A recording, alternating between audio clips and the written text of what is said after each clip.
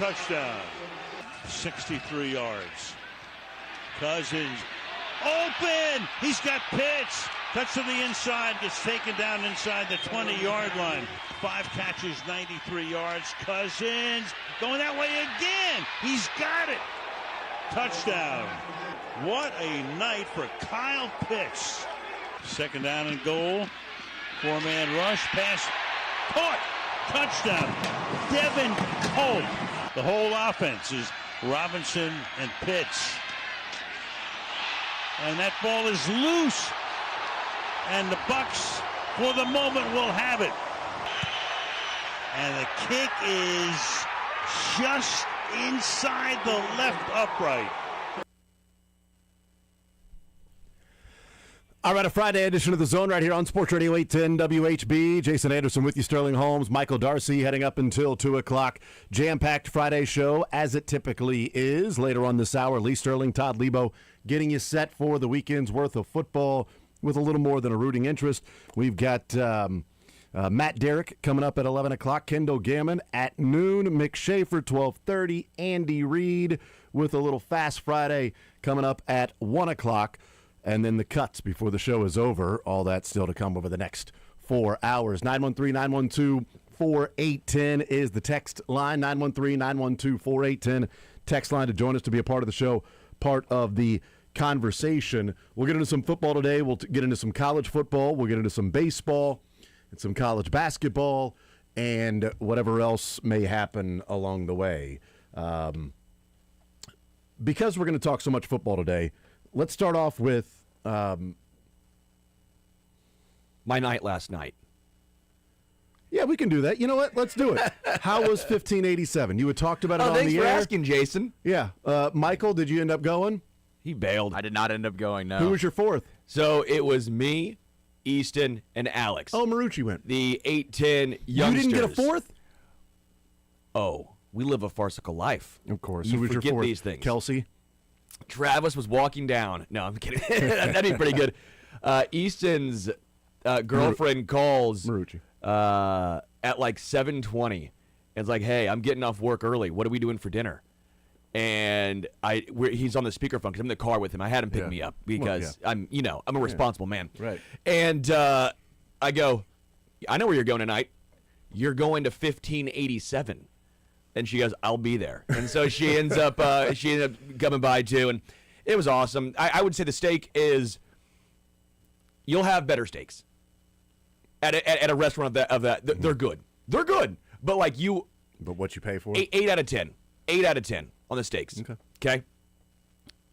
Potatoes, best potatoes I've had in my entire life. Really? The mashed potatoes and the twice baked potato. I'm a big starch guy. Clearly. I love starch. Just check my dry cleaner. Love starch.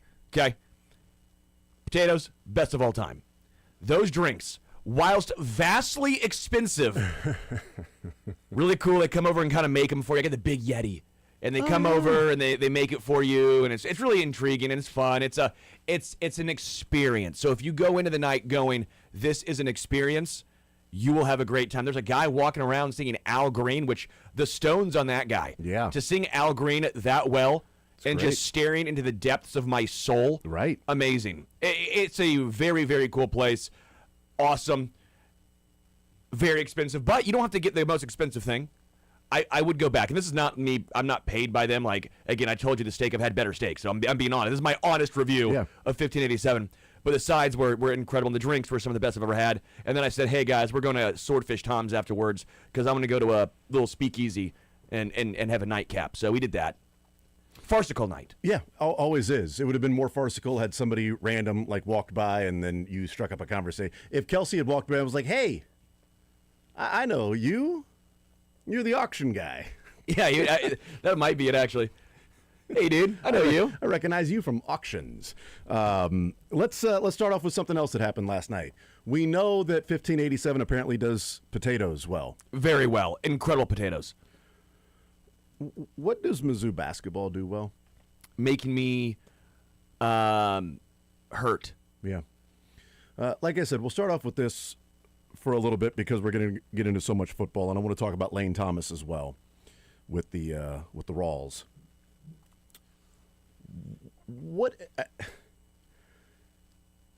like so much it seems like of this team, and they win by 8 last night over Alabama State. And Alabama State is now 3-7 on the season. So that's fun. So they win last night by 8.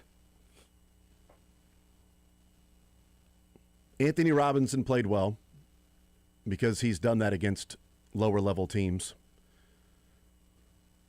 Jacob Cruz was on fire from 3, and he's really shown up this year to take the role of a Caleb Grill type player, someone that is a real actual threat behind the arc that the other team has to worry about, game plan for, know where he is, because he can have a night where he goes 6 of 8.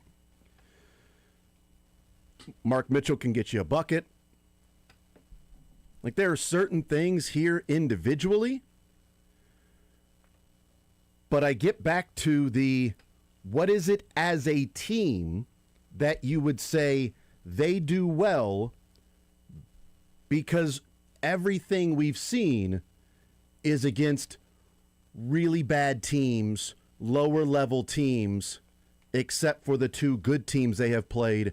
They lost to both of them, neither of them at home, but they still lost those games. And now they get ready for Illinois. I know they've got one more game in between, but it's going to be the same as Alabama State. You know, Bethune-Cookman's going to be, another Alabama State, another South Carolina State, another, VMI, another Howard, just along the way, Prairie View A&M, just throw them on in there, just the same thing over and over again, these guaranteed wins where I'm not sure what you're really getting from that, because... You can't say guaranteed because K-State.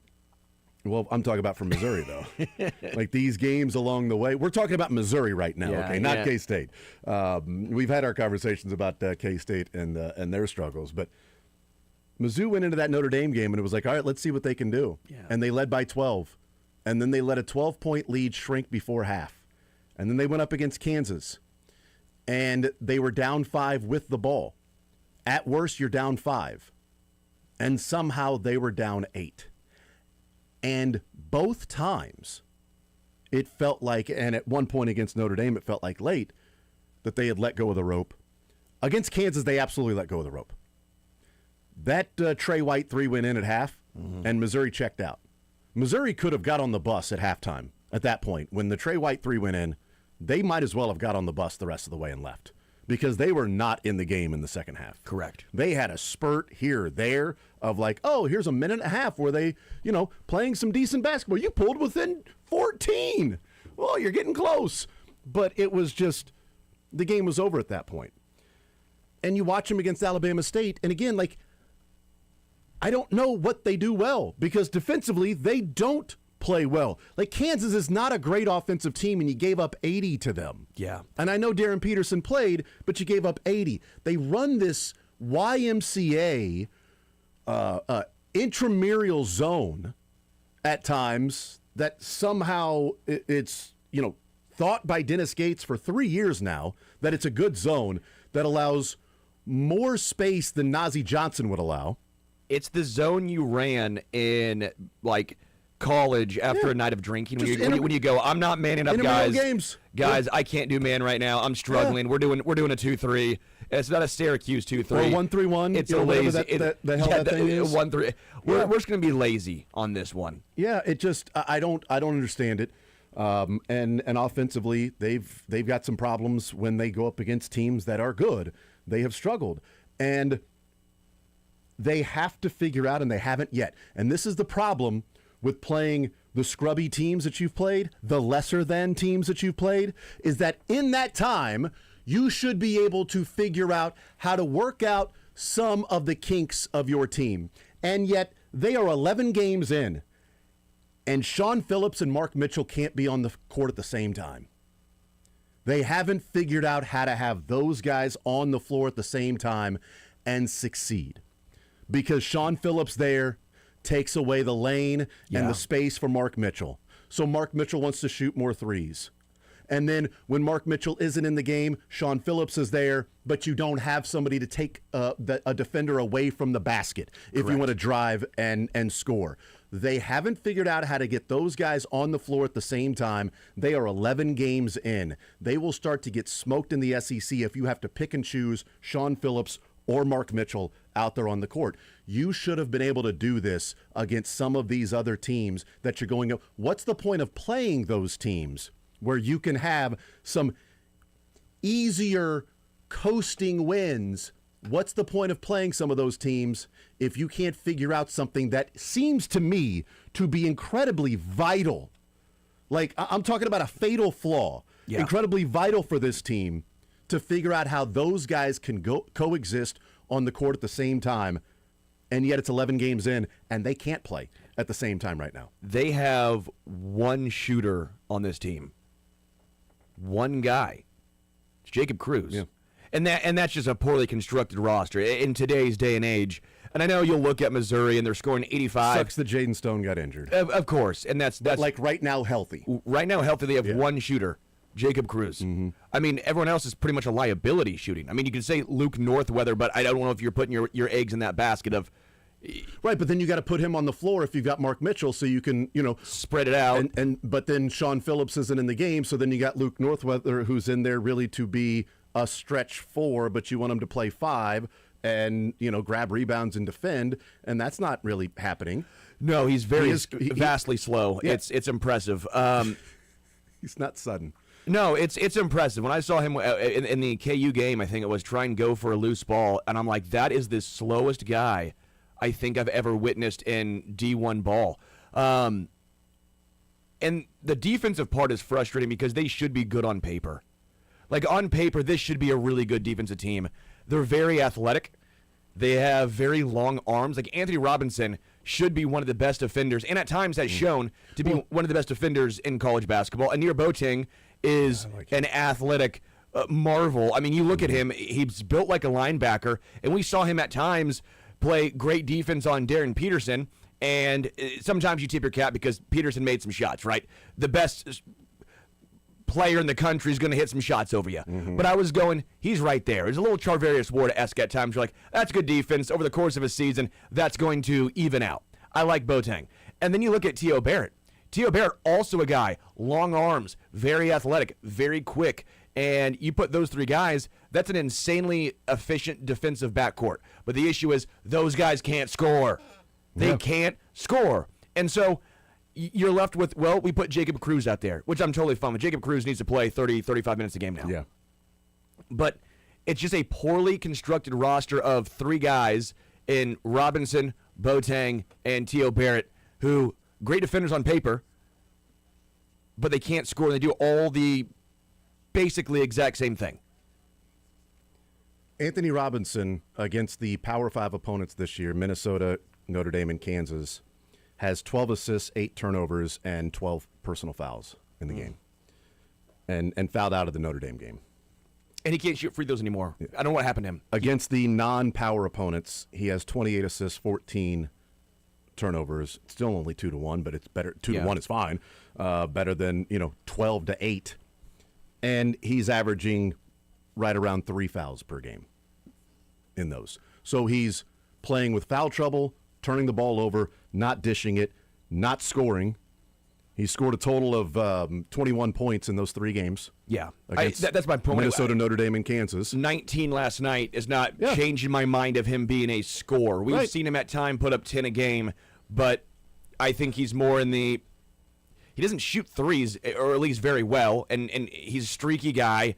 It's just a frustrating watch because this is one of the worst half-court teams. I know they put up 85, and you'll see some of the points that Missouri scores, and you're like, oh, they're good on offense. No, they cannot do anything in the half-court. The half-court offense is pulling teeth. Yeah. You watch other teams in the country play half-court offense, you're like, why the bleep can Missouri not do this? Why can't they do anything that even resembles this? Yeah, that's what I'm saying. I don't know what they do well, and the problem is they're going to enter SEC play with no good non-conference win on their resume unless they beat the best team they would have played this year in Illinois.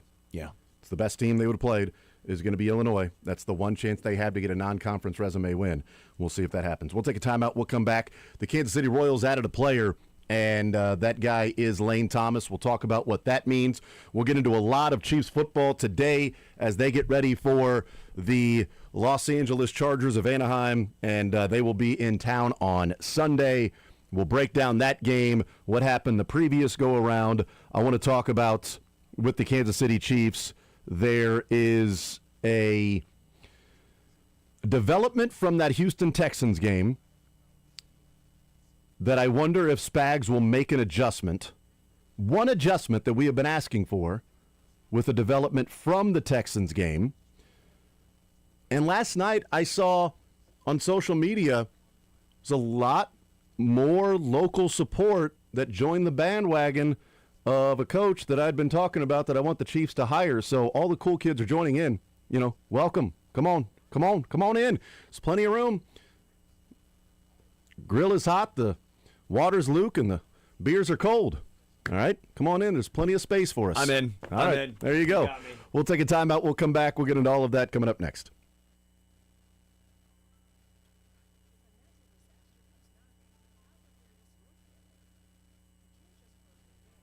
Missouri, your moment. It's finally here because DraftKings Sportsbook, America's top-rated sportsbook app, is now live in your state. And you can make every game even more exciting with same-game parlays, money lines, props, and more.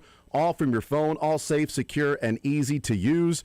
Missouri fans, they know game day. Tailgates, the noise, the passion. And now with DraftKings Sportsbook, you can bring that same energy to every snap, every touchdown, every win.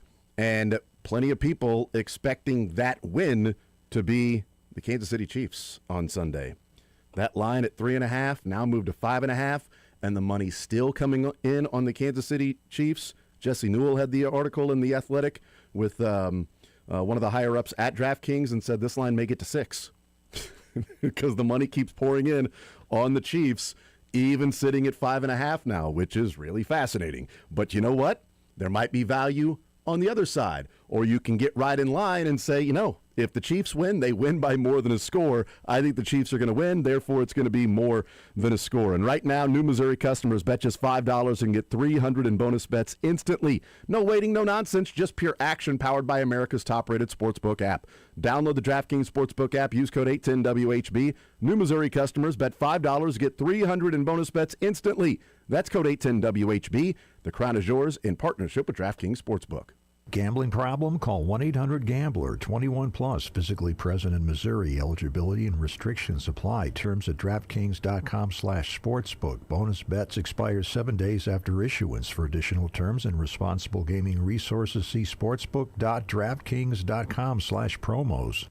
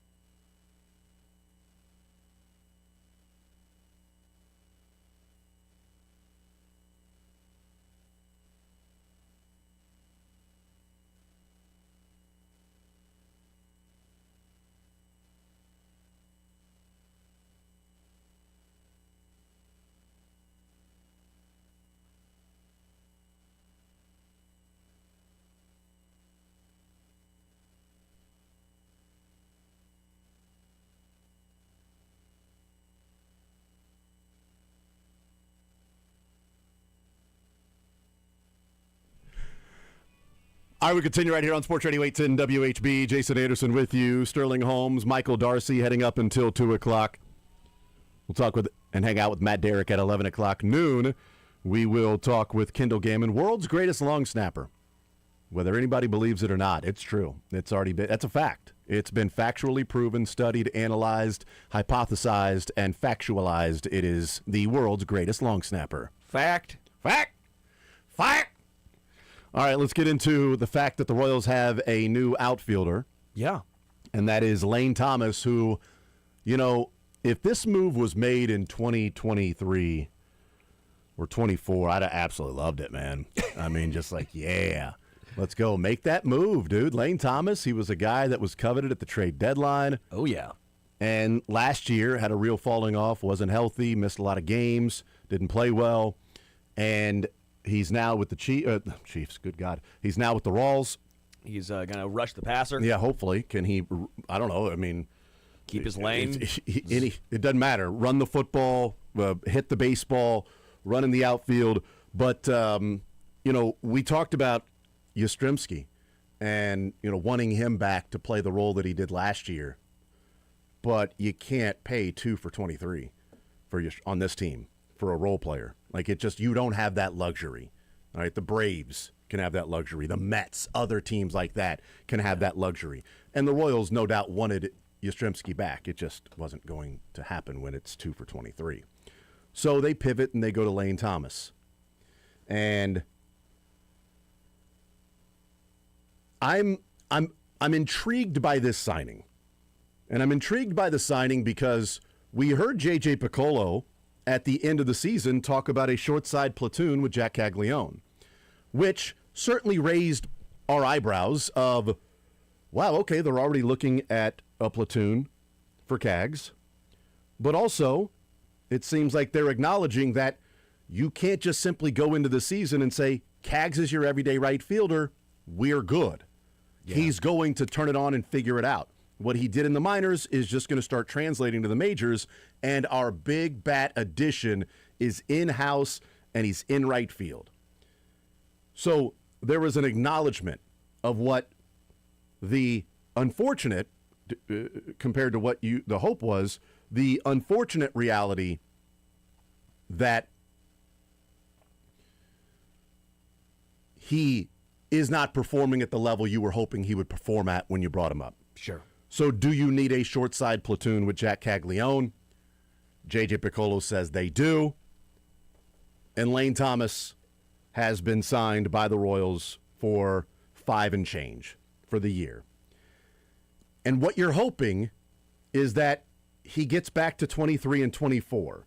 Yes. Not what he was in the 39 games in 2025, but what he was in the combined 330 at-bats that he had in 23 and 24 combined against left-handed pitching. Correct. And that's the main thing, is that the guy has mashed left-handed pitching in 2023 and 2024. He crushed left-handed pitching, and he typically does in his career. His career is an 859 OPS versus lefties, 670 versus righties. I mean, it is a 292 batting average versus 220. Yeah. I mean, it's insane. In 2023, in almost 200 plate appearances against lefties, he batted .330, got on base at .375, and slugged damn near .600. He had a .948 OPS against left-handed pitching. And in 2024, with almost 150 plate appearances, batted .300, got on base at .386, slugged almost .500 for an .878 OPS. Yeah. You get back to that, and he's your right fielder, short side platoon, left-handed pitchers. He's in there. Cags is on the bench, ready to pinch hit if a righty comes in later in the game. You feel pretty good about what you have there if he gets back to that and stays healthy. So I'm cool with the signing, not as an everyday player. Correct. I'm cool with the signing as this is a guy that will be in the game when a left-hander is on the mound. Great. Do it. Done. Instead of Randall Grichuk, it's Lane Thomas. And I think that's basically instead of Grichuk, it's Lane Thomas, who's a lot faster, traditionally has stolen a good chunk of bases in 23-20, 24, he stole 32 bases. Last year, only 4. Again, the injuries injured all were, year, yeah. it's kind of like India to an extent, but even more drastic. So this is a guy who hits lefties as well, if not better than Randall Grichuk. He's vastly quicker, a better defender, and he steals bases. I like this because you at least have a semi-floor with Lane Thomas. Yeah. Because with Grichuk, when he wasn't hitting, well, he's not providing you defense nor anything on the base paths. Lane Thomas can at least provide you something. I talk about the buckets all the time. With Hunter Renfroe, when he wasn't hitting, he provides you nothing. He was the worst fielder in baseball and one of the slowest guys in baseball. You can't be 0-3, right? Instead of the 5 tools, I'm just basically making it 3. He was 0 for 3. MJ Melendez at one point had decent defense, so I gave him like a half bucket. Lane Thomas should give you 2 of the 3 buckets even when he's not hitting. Yeah. Now, the hit tool is most important, right? That's a big chunk of the bucket. But point still remains, I like this move overall for KC. It's a bounce-back guy that should bounce back. And the last 2 years, two teams have looked at him and used him differently. The Nationals were using him in right field. The Guardians trade for him, and they put him in center field. So he could be the short side platoon for either Cags or Isbell. Correct. So, they may still be looking for somebody else that could be a short side platoon to Cags or even Isbell. But JJ mentioned that they, in looking for a right-handed bat that can also play center field. And that's Lane Thomas. Right-handed bat that plays right field and center field with 2 guys that are going to be your main players that are left-handed hitters and struggle at times. And Kyle Isbell is a fantastic center fielder. And if he's your number 9 hitter, I'm fine with that as your number 9 hitter playing that type of center field.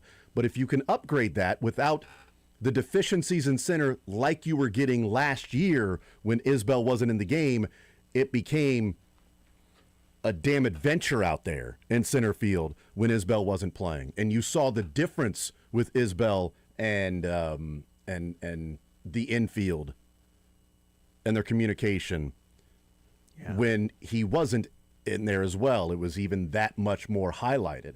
So if you get a guy that's played center field, is a fine center fielder, and can hit pretty well against lefties, I'm good with the signing because it's 1 year, 5. It's not 2 years, $11.5 million. You're paying double for Yaz. And Yaz is the strong side platoon. He's going to be your left-handed hitter. So it's going to be, you needed a right-handed bat. They liked Yaz. They liked what he brought to the table.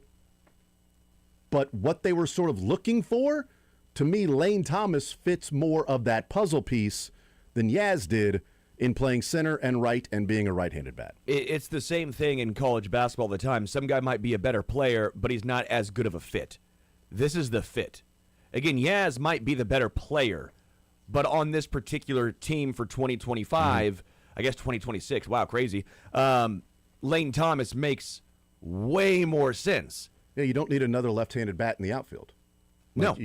And especially if it's a role player. Okay, so if you're looking to add Adam Frazier, you kind of want to bring back Yastrzemski. All right, so you're bringing back 2 more lefties when you've got a lefty in center and a lefty in right? At least Frazier can kind of hit both. Frazier's not, I know the thought process behind it, but right. he can.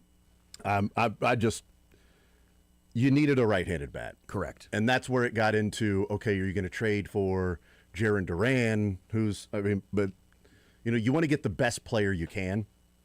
But if you're talking about a centerpiece player, if you're talking about this is the big bat we're adding to the lineup, I don't think it matters lefty-righty. Correct. At that point. You get a freaking stud in there. It's like, oh, well, I don't know. I don't know. Juan Soto's a lefty. Barry Bonds is lefty. I don't know that you want all those lefties in a row. Do you really want a lot of lefties? I mean, it's Michael and Vinny and Barry Bonds. I mean, do you want this Soto? I mean, you got to add a righty in there from time to time. I mean, come on. Throw Jonathan India in that spot instead of Juan Soto. All these lefties there in a row. It doesn't matter. But if you're looking at pieces to the puzzle overall, then I think that's when you get into the players that are the role players need to be the puzzle pieces more than, hey, this is just, it doesn't matter, righty, lefty, what position, just get them in and play. Yeah. I could not agree more. I think that's the best way of describing it is when you get these role players they need to have a certain role. They have to have something that they excel at, right? You need to find what do they do well. What is it you'd say you do here? And we know what Lane Thomas does. So, again, I like this move a lot. Makes a lot of sense. I don't want to get too high because last year obviously still happened, and who knows, maybe he did hit a cliff. But that just seems weird. Baseball, if you're 30, 31, you don't normally hit it that quick, especially if you still see some of the tools that he's had in previous seasons still underlined there. But this is part of the process of just filling out the roster. Okay, you knocked this part out. Okay, you knocked that part out. Okay, you know what your starting staff is kind of going to look like. You know what your overall team is kind of going to look like. India at second. You got Bobby and Michael and Vinny. You've got Salvi and Carter. You've got Isbell in center. You've got Kaggs in right. You've got a big hole in left field, but now you've got Lane Thomas to play the platoon with center and right field. You're seeing that start to come together. You know what your bullpen looks like. They also talked about maybe getting a left-handed, specialist to go along with Duffy and Zerpa, because Sam Long has exited the building. Danny Duffy? Oh, not Daniel Lynch, Jesus. Well, they brought back Danny Duffy just to see what he has left. Sorry, Daniel Lynch. The lesser version of Danny Duffy. Yeah. But Daniel Lynch and Zerpa, because Sam Long is there, so looking for another left-hander. Okay, so you're piecing it together. But there's still that huge hole in left field that you've got to find. But while you're on the path of finding that, now you're adding this piece and that piece. I like it. And we'll see if it works out. It's not Hunter Renfroe in right field as a main piece that you're hoping for a bounce-back year, and you're hoping he didn't hit the cliff because you gave him 2 years. Correct. This is, do you get a bounce-back of Lane Thomas who crushes lefties on a 1-year deal for $5 million? If it isn't great, it's a 1-year deal. With Hunter Renfroe, if it isn't great, you're going to have to eat some money in year 2. And they tried. It didn't work with that one, but it worked with Michael Wacha. Yeah. And it worked with Seth Lugo. So they took some chances on some different guys. The pitching worked. Hunter Renfroe did not. The trade with Jonathan India last year did not. Hopefully, and I think they're banking on it with the $8 million, that was injury-driven for why India played like that, and the numbers all fell back pretty significantly. And maybe it was they were messing with him in left field and third base as opposed to just leaving him at second base, which is what they may do this year. I don't know. We'll find out. We'll take a timeout. We'll come back, continue rolling. Lee Sterling, Todd Lebo, get you set for the weekend's worth of action. A little more than a rooting interest. Chiefs-Chargers coming up on Sunday. 5.5-point spread for the Chiefs. They are favored with their backs against the wall. Playoff football starts on Sunday. More Zone next.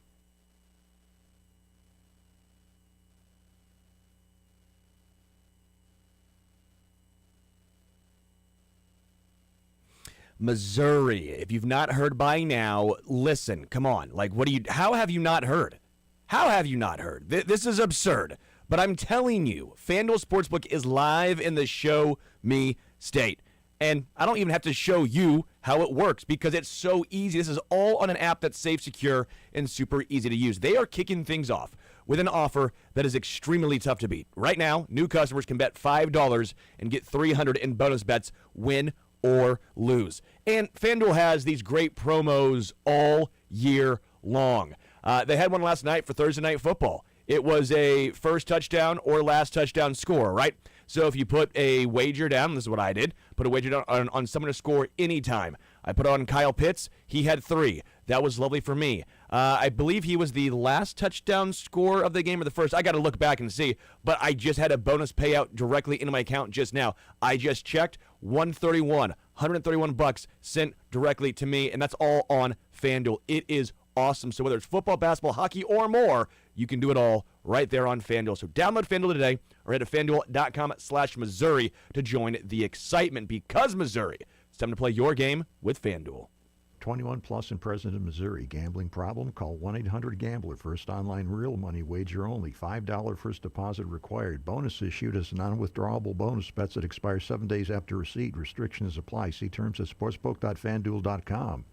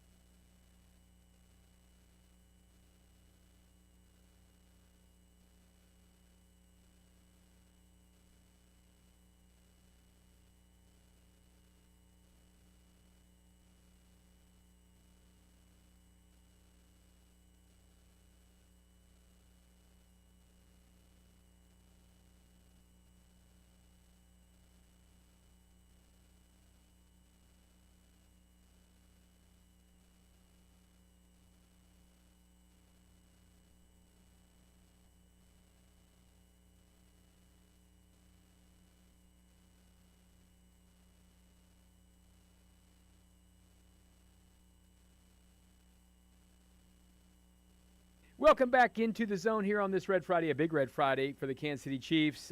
Dire times around these parts. The Chiefs need to win all their games. But here's the deal. If the Chiefs don't win all their games, you can still have fun betting on some games in Missouri and Kansas. And Lee Sterling from Paramount Sports is here to help us get that action right. Lee, how's everything going on this Double Down December? We're about halfway through. It's good. It's really good. This is a fun time. Got 31 bowl games, and that doesn't even include 2 full weekends of college football playoffs. So both of our teams are in it. That makes it even more fun. Sooners and the Canes. So we'll see how that all plays out coming up this weekend. Yeah, for sure. I'm gonna be down there next Friday, so I'm excited about that. I'm gonna go watch the first ever playoff game in Norman. So I'm cool with it. It'll be a lot of fun. A lot of red going on there. It'll be red everywhere. Right, a lot of red. And not much different, too, in the Reds either. No, very similar. Very similar. Yeah. And whoever wins plays Indiana. You know what? It's going to be a lot of red at that one, too. That's true. That's true. So a lot of fun. We're going to try to keep winning, having a great year. And they want to hop on board and get those 2 weekends, college football playoffs. Also, got Army-Navy. We'll have a selection there. And also the NFL weekends where we're on a roll. They can get the last 4 weekends of the NFL and everything ended through the end of December. You're going to total of like 80, 90 games on the schedule. We'll probably have 35, 45 selections. Use coupon code SAVE100, just $297 for the next 3 weeks. Just one place, ParamountSports.com. All right, let's talk a little Army-Navy right here first. Navy's a 6.5-point favorite. This game is in Baltimore this year. It moves around the Northeast at sometimes. I've been there a couple times in Philly, but Baltimore is the spot for this one, pretty close to Navy. Yep. And everyone knows pretty much one name if you know both of these 2 teams, even a little bit. Blake Horvath, quarterback for Navy. Quarterback, and he runs and also throws, which is unlike most Navy teams. So they have a little more punch in their offense than Army. But here's what's interesting. Everyone knows who he is. 3 of the last 5 games, Army's won. The only reason they won last year going away was Army turned the ball over. Navy was +3 in turnover ratio. These 2 teams run the same exact offense. So they practice against it. That's why 4 of the last 5 games have gone under. So I think we're going to see more of a low-scoring game again this year. Remember, these teams don't throw the ball, so there's not incompletions very often that stop the clock. So usually there's only maybe 6 to 8 possessions for each team. Tough to score by and beat a team by more than a touchdown. This Army defense, very underrated in the 10 games against Division I opponents. Well, only 2 teams have put some numbers on them in points, and that was East Carolina and also North Texas, 2 throw-first teams that throw to set up the run. So I think they match up well. They beat Army did Air Force 20-17, stopped the dynamic offense there also. So you're getting 6.5 points here. I think you take it. Take Army here plus the points. Wouldn't shock me if they win the game outright. Let's talk a little National Football League as well. The Rams are one of the better teams in the NFC. All of a sudden, the Detroit Lions are in some real danger of not making the playoffs.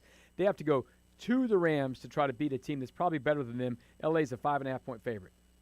I mean, you don't see this too often. Former Rams quarterback Goff coming back to play his old team, and the former Lions quarterback Stafford, he's playing his old team. So I don't think there's any real advantage. They've already faced each other twice before. The Lions won in January 2024, 24-23, in a wild card game in Detroit. Then the next time they played in week 1 of last year turned out 20-20 score going into overtime. Detroit won the coin flip, went 70 yards on 8 plays, scored a touchdown, and everyone went home. Why? Because the NFL hadn't figured out in 80 years that the other team should have a chance. So kind of a ridiculous way to operate, but that's what was happening. 2 close games, 24-23 and 26-20 here. So Detroit actually has a couple days extra to prepare for this game off the Thursday win over Dallas here. I think you take the points here. I think this is a one-possession game. I like Detroit here plus the points against the Rams. All right, big game that'll just really decide the AFC East coming up. The Patriots can pretty much lock the thing down with a win. They're at home. They've already won at Buffalo. Yep. Buffalo's just been kind of a weird team this year. Right. But this is the kind of game that if they want to be like the champions to do that, they have to win this game. Yeah, they sit second in the AFC East and 2 games behind the Patriots, 6th in the AFC in the playoff standings. But I think they're pretty assured of making it because Indianapolis, really without a quarterback, is going to have a lot of problems going forward. If they want to be the AFC number 1 seed here, they're going to have to win this game and get some help. They are facing a team that's 11-2, home team off of a bye. Now, these 2 teams, I think Buffalo's just faced a much tougher schedule. Look at some of the teams New England's played. New Orleans, the Tennessee Titans, Cleveland, Atlanta, the Jets, the Giants, and Cincinnati without Joe Burrow. The only win in the last 9 weeks that they've had over a winning team with a winning record was Tampa Bay, 7-6 here. So that first game here, the Bills lost last second field goal, despite having more yards and more first downs. They were let down by an interception and 2 fumbles here. So I just think this is going to be Buffalo. The experience is going to be the difference here. I like Buffalo. I think they pull away late, 31-21. All right, big one in AFC versus NFC here. Green Bay's a favorite on the road at Denver. Now, Denver's who the Chiefs are chasing. They can't catch them probably. But Green Bay needs to win games because their division is tight. Yeah, but they played. Here's the problem for Green Bay. They played 3 division opponents, 3 tough games, including last week's game where Chicago could have tied it. If Caleb Williams doesn't throw the ball short and late, and they're probably headed to OT. Green Bay 3-6 as a road favorite since last season. If you go back another year, they're 3-8. You go back even one more year, they're 4-10, and even a 4th year under this coaching regime, they're 6-13 against the spread as a road favorite. I mean, Denver, they just keep winning close games. I mean, they're 6-1 against the spread, games decided by a touchdown or less, and I think it's probably going to continue. Not many stars on offense, but I think the defense is better overall than Green Bay's. Give me Denver. They won another hard-fought, close game here, 24-20.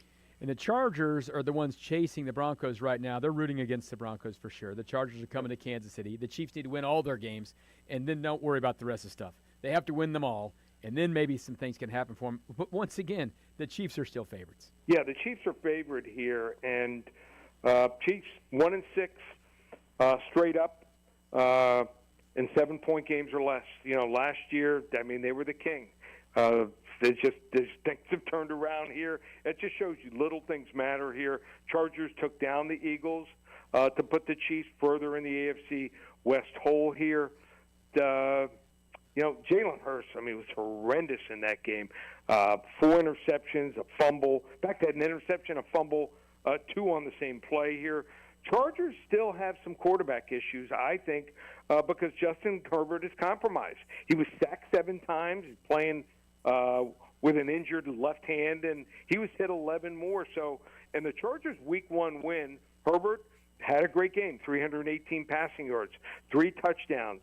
But LA's offensive line now in shambles here, and with one functioning hand, to ask them to put it together, a grinding win here on the road rather than in Brazil, I think it's going to be tough here, and the Chiefs obviously can't afford even one more loss. Give me the Chiefs here, 27-20. Well, the Chiefs at least would make it fun for another week. I don't know. It hasn't been a very fun season. What have you got for us for a game of the week, and tell us about the specials? Yeah, game of the week, they want to get involved. Pittsburgh and Miami, both teams are still alive.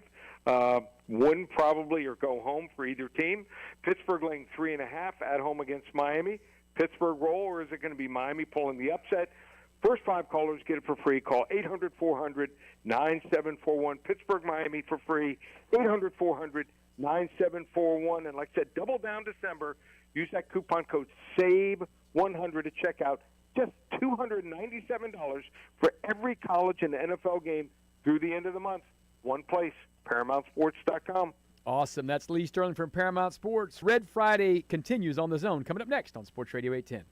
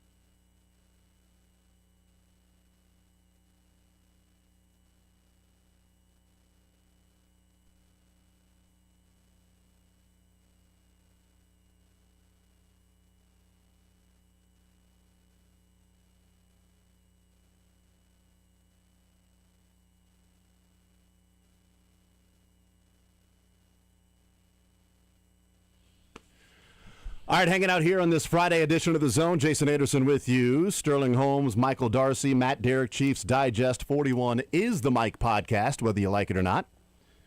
I like it. I'm saying it is the Mike. I like it, but whether you like it or not, 41 is the Mike. You like Mike? You know what? Sometimes I want to be like Mike. I could be like Mike. Don't we all? M-I-C. Do you Or like- sometimes my brother. Do you like Mike's or Ike's better? Mike's. My brother's name is Mike. You met Mike Anderson yesterday, the former basketball coach at Mizzou. Yeah, it looks the exact same. Yeah, spitting image, roughly the same. Could play each other in a movie. Yeah, people, you know what? He was asked once, and he said, you know what? He's got other things to do. He's got better things to do than be some guy who's going to fake on the big screen, just play a role or something, just be a faker out there. He tells the truth. All right? I got a new way of being called old yesterday, which was wild, and it hurt. So I was asking, I was like, hey, the band Yellow Card? Sucker. They're like, when are they popular? I'm like, oh, early 2000s. And they're like, wow, you're old. You were born in the 1900s. And that hurts so bad. It's a new way of saying it's no longer boomer. It's just, all right, 1900. You were born in the 1900s. I'm like, oh, that sounds so old. I mean, it was 94. Okay, so if somebody says now, that's a new way. So no longer you can offer the, okay, boomer, but now I guess, boy, my heart skipped a beat there just thinking about, wow, I was born in the 1900s. The 1900s. Oh, boy. Hey, well, yeah, okay, 1900. Yeah, sure. Yeah, okay. I was like, damn. Where were you when they signed the Declaration of Independence? Where were you at? Right, I don't know. Which, by the way, I was in London. have you seen? We're stalling for Matt Derrick. Have you seen the jerseys with Army and Navy? No. Oh, they look pretty sweet.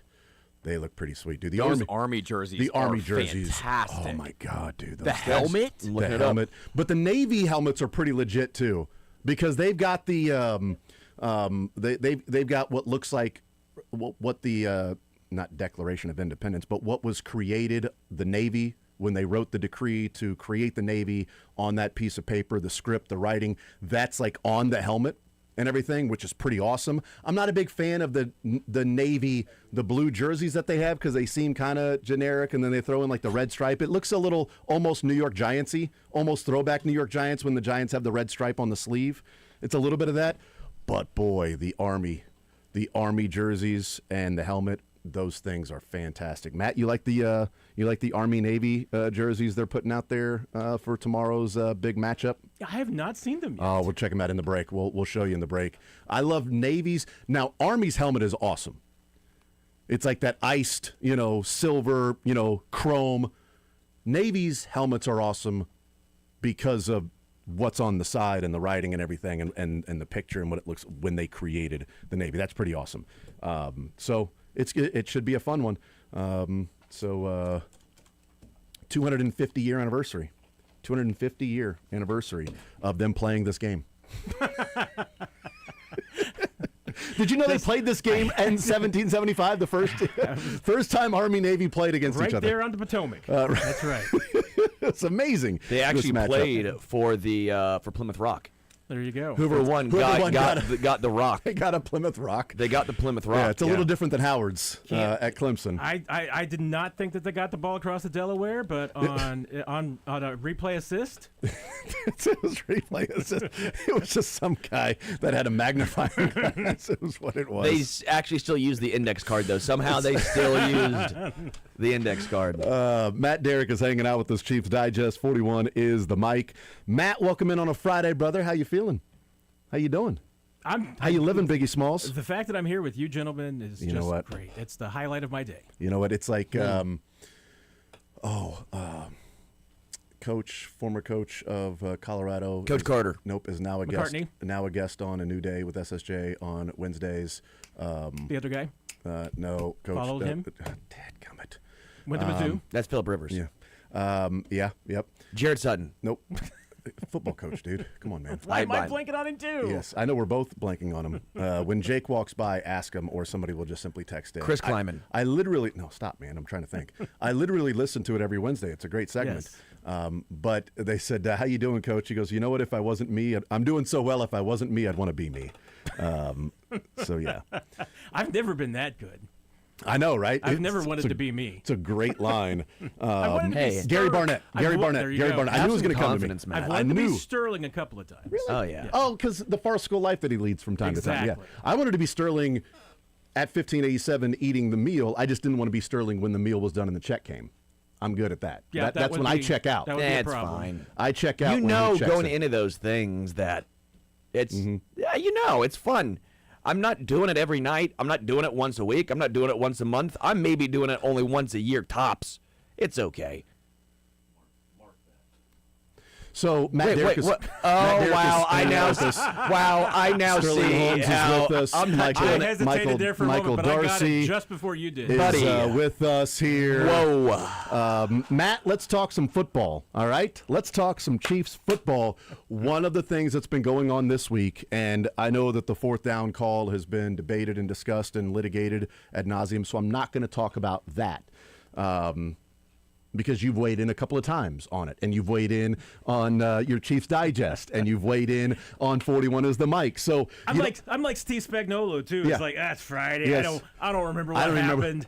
If you say that happened, I'll believe you. But I don't remember right now because I'm on to the next game. But Good morning, good afternoon. I don't know what time we of got day it one is. yesterday. We got a good morning, good afternoon yesterday. We don't get them every week, but we got one yesterday. I love when we get a good morning, good afternoon from Steve Spagnuolo. So this isn't a question about the fourth down call or going for it, not going for it, or even the play call, but what has been something that has come about this week, and I've certainly talked about it too on the show and on social media.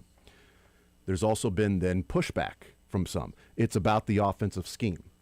So there is the frustration that's there when we watch a Houston Texans game against the best defense in the league. Let's be fair here. But I hear Patrick Mahomes say on the fourth down call, well, we had this and we want to get, but they handed it off. They handed off the slants really well. And, my reaction is because they knew that's what you were doing. You were going to try to, as Anthony Sherman and Garrett Dieter called the play, cherry pickers. So that's the name of the play, because Sherman was like, I didn't see the play call. I didn't see the play, honestly. And Dieter goes, it's cherry pickers. And Sherman goes, oh, okay. So I know what you're, cherry pickers. That's what the play is called. And you get the guy out of the backfield. It's what they beat the Bills on in the AFC Championship game. The pass to Samaje Perine for, 12 yards. He slid down. The game's over. You're going to the Super Bowl. But is it warranted and fair? Maybe not warranted. Is it fair criticism? Legit criticism of the scheme, if it needs a freshening, or is it recent struggles that frustration is boiling over, and so you're looking for an outlet as to who you're going to be pissed off at, and so, all right, the scheme is stale, and Andy's got to look in the mirror. Is it fair that people are now wondering about that? I mean, and this is my only question, because you're not the first one to ask me that, and we've heard some even questions that. That's what happens when I'm the fifth person to talk to Matt Derrick this week. Well, 41 is the Mike, Chiefs Digest, the program, A New Day, and then we get him on a Friday. Me last night. and then the question, I called him. He did, cool. and Good then for you. I thought to myself, okay, how long if I went to the bathroom at the end of the meal would I have to be gone before Sterling realized I'm skipping out on the check? I got to pick up his tab here. So you've been asked about this before. I've been asked about this before, and I mean, Matt Nagy was asked about it, I think, last week, and it's come up. So to me, it's like, okay, well, what are we talking about? What part of the scheme are we talking about? Are you just talking about the entire offense? Are you talking about the entire playbook? Are you talking about elements of it? Because honestly, I mean, in the passing game, what are we talking about? We're talking about drops.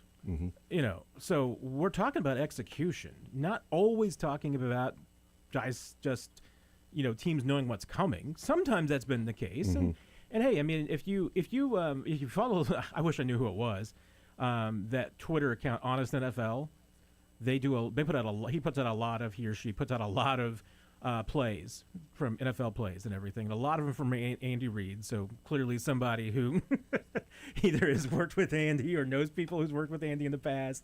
But we'll put out a lot of his plays out there and everything. So there's things that Andy Reid has run for years, and they still work because they're well-designed plays. And honestly, I mean, if you execute a well-designed play, it's going to work. Now, when you're talking about the scheme, there's other aspects of it too. It's not just the passing game. It's the run game. It's blocking. I mean, it's each individual group, and that's where I think that if you want to quit, you want to just drill in. Okay, what's the problem with this offense? What's maybe the things that need to be refreshed? I mean, I still go back to the Super Bowl because I mean, teams have been catching up a little bit on the Chiefs' blocking schemes for a while. But Vic Fangio just put it on display about how to attack the Chiefs' offensive line. And say Joe Thuney was at left tackle and all this you want. I mean, Joe Thuney played a decent left tackle, so it was until that game.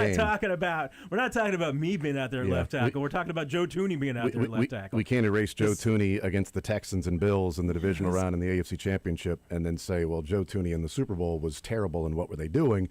Well, they were going up, as you said, against a defensive mind this is how we're going to attack their blocking scheme. And Vic Fangio, and I was thinking about this morning coming in. I mean, Vic Fangio is the defensive coordinator who has played, I think, the Chiefs and Andy Reid and Patrick Mahomes the toughest over the years. And then you gave him 2 weeks last year, and he just absolutely dissected that offensive line. I mean, forget about everything else. I mean, he just absolutely blew apart that offensive line and the offensive blocking scheme. And teams have gone to school on it. I mean, even though this line has been proved, and you saw that improvement. I mean, at the beginning of this season, everybody was talking about the offensive line being better. Well, that's just because the individual parts were better. They've got some real athletes and talent up there. I mean, Josh Simmons, you think he looked good this year before the wrist injury? I mean, when that dude's fully back from that knee injury, he's going to be elite. First rounder, second rounder, highest paid center, highest paid guard, and then one of the higher paid right tackles in football. Yeah. There's investment.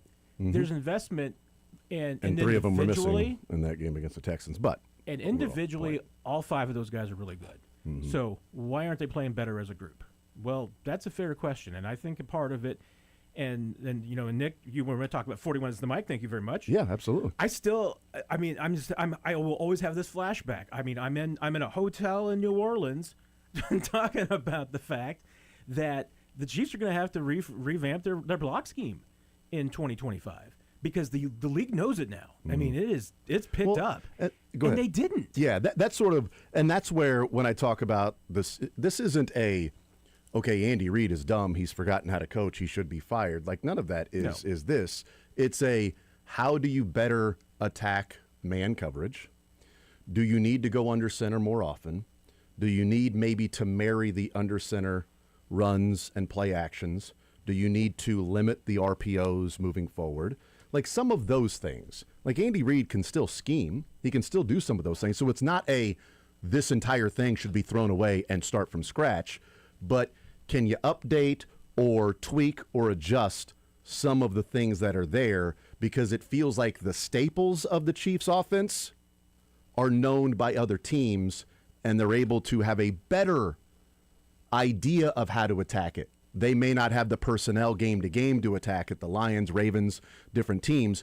Texans did, and an idea of what they were doing that's a bad combination results in 10 points. And you mentioned like going under center because that's another one of the problems the Chiefs have had this year is running the football. Is it offensive line? Is it the running back group? Or is it both? Yes. I mean, yeah, you're correct. That's the correct answer. Yeah. I mean, people talk about how Andy Reid doesn't run the football. I remember Jamal Charles had a couple of the best seasons of his career under Andy Reid. God, and then can you dream of Jamal Charles in this offense with Patrick? Oh no, I mean that would be ridiculous. Yeah, I mean Phillip Rivers is coming back. Why can't Jamal Charles? Exactly. Come on, somebody call Jamal. But then and they've even ran some of the same concepts with like Damian Williams. Yeah. I mean, and it's and now, next year they'll run some same concepts with Jeremiah Love. There you go. But anyway, I know that'll make Tim Grunhard happy. It'll make Field Yates had it yesterday. There you go. That was his mock draft. Chiefs at 14 take Jeremiah Love. Well, I guess along the same lines, then wouldn't that be he's still trying to do it? Just the issue is he's trying to do the exact same thing with Jamal Charles that he's doing now with Isaiah Pacheco. The difference is Pacheco can't do what Jamal Charles he did. did it. Well, he did Jamal Charles, Damian Williams, and Jerick McKinnon. Sure. So he's had different variations of that. He just doesn't have even if you rank them 1 through 3, and I don't care how you rank them, Jamal Charles will be number 1. Damian or Jerick, pick them. He doesn't have either of those guys to be able to run that. Right. I mean, they don't. I mean, and they've gotten away, obviously, with Jamal and even with Damian Williams. I mean, some of the outside zone run plays were just their bread and butter staples. Well, now they don't have anybody that can run that. So they don't run that as much, obviously. They ran one the other day, and Brashard, Smith took it for 7 yards, so... your mileage may vary right there. Would you like them to see them? Because we're talking about guys, we're talking about times in Chiefs football that had an Anthony Sherman and a fullback after Sherman. Not the they went to Bratwurst. Michael Burton. Mike Burton. Yeah. Would you like to see Andy go back to the full? Because I remember at times it was like, good God, Andy Reid still a fullback on this team in the NFL this day and age. What are we doing? Well, we're starting to see other teams incorporate fullbacks more against boxes that are lighter with the way defenses have adjusted. They're playing too deep. They're making sure the big plays aren't happening. So teams are saying, let's get a fullback. And Andy Reid is like, no, we don't need a full. Like you love. Would you like to see maybe going back to that era of bringing a fullback back on this team? I mean, the pendulum is switching and swinging that direction. I mean, Andy Reid's talked about the pendulum before, and right now, I mean, let's face it. You look at the numbers, the pendulum has swung back to the defense big time. Yeah. I mean, you talk about when we're talking about like Patrick Mahomes' numbers and saying, hey, his numbers aren't as good as they were in 2018, 2019, 2020. No quarterbacks are. I mean, every quarterback's numbers are worse than they were 5 years ago because defense is caught up. And you know what? I'm egotistical enough from watching Patrick Mahomes play to say that he's responsible for probably about 50% of that. It was teams realized that if they wanted to win a Super Bowl, especially in the AFC, but even in the NFC, if you wanted to win a Super Bowl, you got to, at some point you were going to have to beat Patrick Mahomes. So every defense in the NFL has been trying to figure out how to stop Patrick Mahomes and slow him down. Well, when you do that, if you can slow down and stop Patrick Mahomes, you can stop anybody. Mm-hmm. So, I mean, the fact that, and the fact that there's a lot of other great quarterbacks. I mean, Josh Allen's of the world. I'll exclude Lamar from this category because he's a different quarterback and different system. But Joe Burrow, I mean, anybody you want to throw into that conversation. I mean, even Jalen Hurts, you throw in that conversation. If you can stop Patrick Mahomes, you can play these other guys too. And, I mean, defensive schemes have changed in 5 years. And I think part of it is, at least when we look at Mahomes this year, and people have pointed out some of the issues personnel-wise. Okay, this is what Rashee Rice was doing in the game. Okay, Xavier Worthy, Hollywood Brown, Kelsey is old. And it was like, early this season, like this is going to be the best set of skill position players the Chiefs have had since they had Tyreek Hill and Sammy and DeMarcus Robinson and McCole Hardman. Like that group, wow. You look at the group now, and a young Travis Kelsey at that point. And so then we see some of those advanced metrics come out of separation and man-to-man coverage and all of that. And the reaction from other fans, and I understand this reaction, is, hold on, no excuses given to Josh Allen and his weapons. No excuses given to Justin Herbert when, he was throwing to Quentin Johnston and Josh Palmer. Like, no excuses given to those guys. And my response is, like, no excuses given to Josh Allen. I get it. Josh Allen has done a lot with the surrounding cast. Josh Allen also has James Cook to hand off to from time to time. And the defense can't just go, we can put 5-6 guys in the box and stop their running back. You've got to every play go, well, James Cook can break off a 20-yard run or take it to the house or fumble, which he's doing lately. But Mahomes hasn't had that in a while. And I do think that's part of the difference when people go, yeah, but, this guy didn't have that or that guy didn't have that. It's like, well, each person you're talking about that didn't have the surrounding cast weapons-wise had a run game that they could rely on that at least offered a threat to the defense, which helps create a little more space for you to throw. It's funny you should mention that because, and I may not get this 100% right, I think I'm close to, maybe like 98% right, but I went down a little bit of a rabbit hole yesterday because I was just thinking about the fact that, Jamal Charles hasn't gotten anywhere close to any love whatsoever for Hall of Fame. I mean, not even like making semifinalist or anything like this. And, and granted, I mean, the longevity was always going to hurt him and everything. But you go back and you look at it and 5.5 yards a carry is what he averaged in his career per carry. They're still at this point the only people who have averaged more yards per carry than Jamal Charles. All but one of them are quarterbacks in the modern era. So Lamar, I think Josh Allen's in that conversation.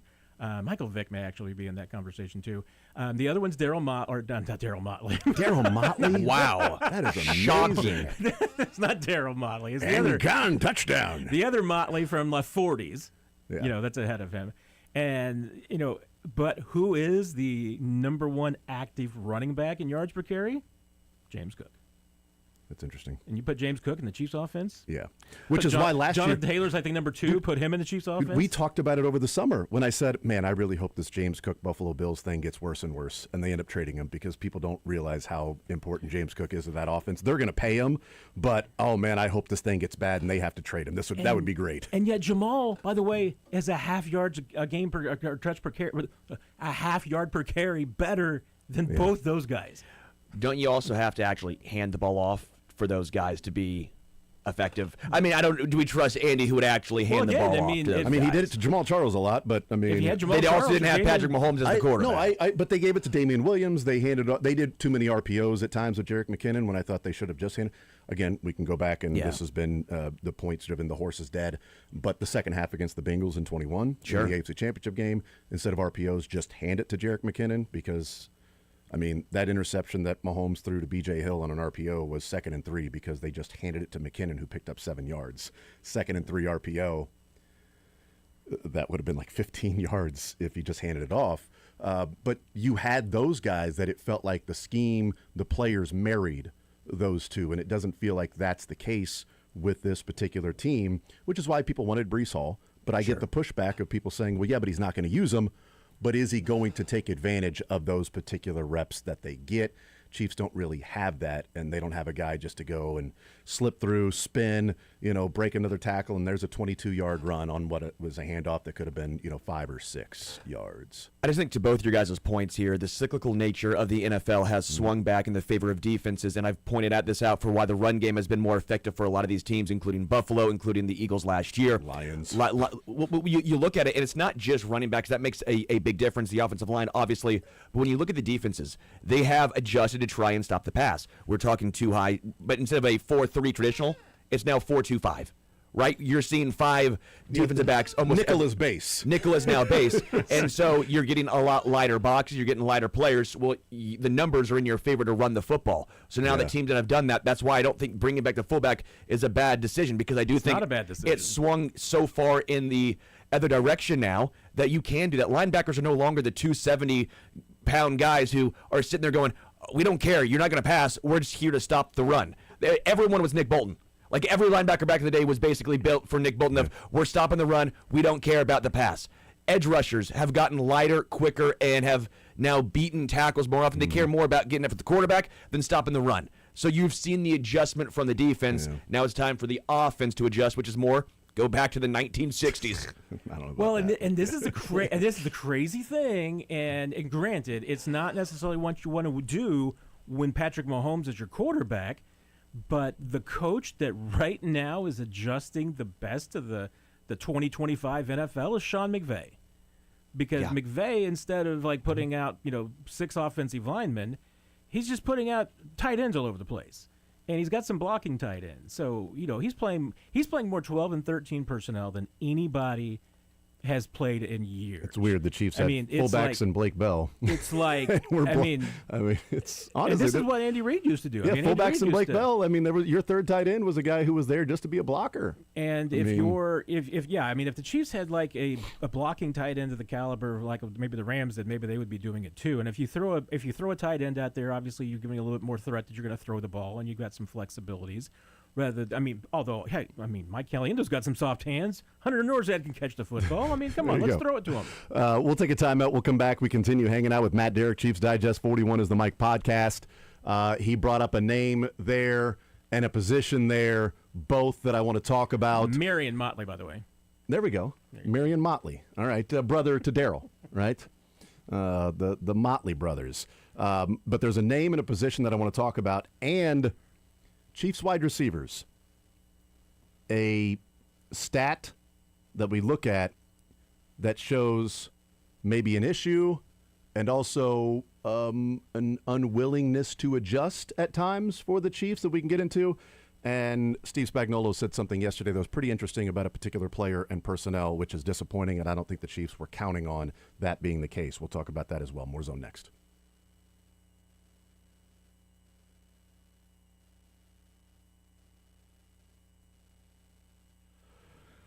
Missouri, your moment. It's finally here because DraftKings Sportsbook, America's top-rated sportsbook app, it's live in your state. And now you can make every game even more exciting. Same-game parlays, money lines, props, and more.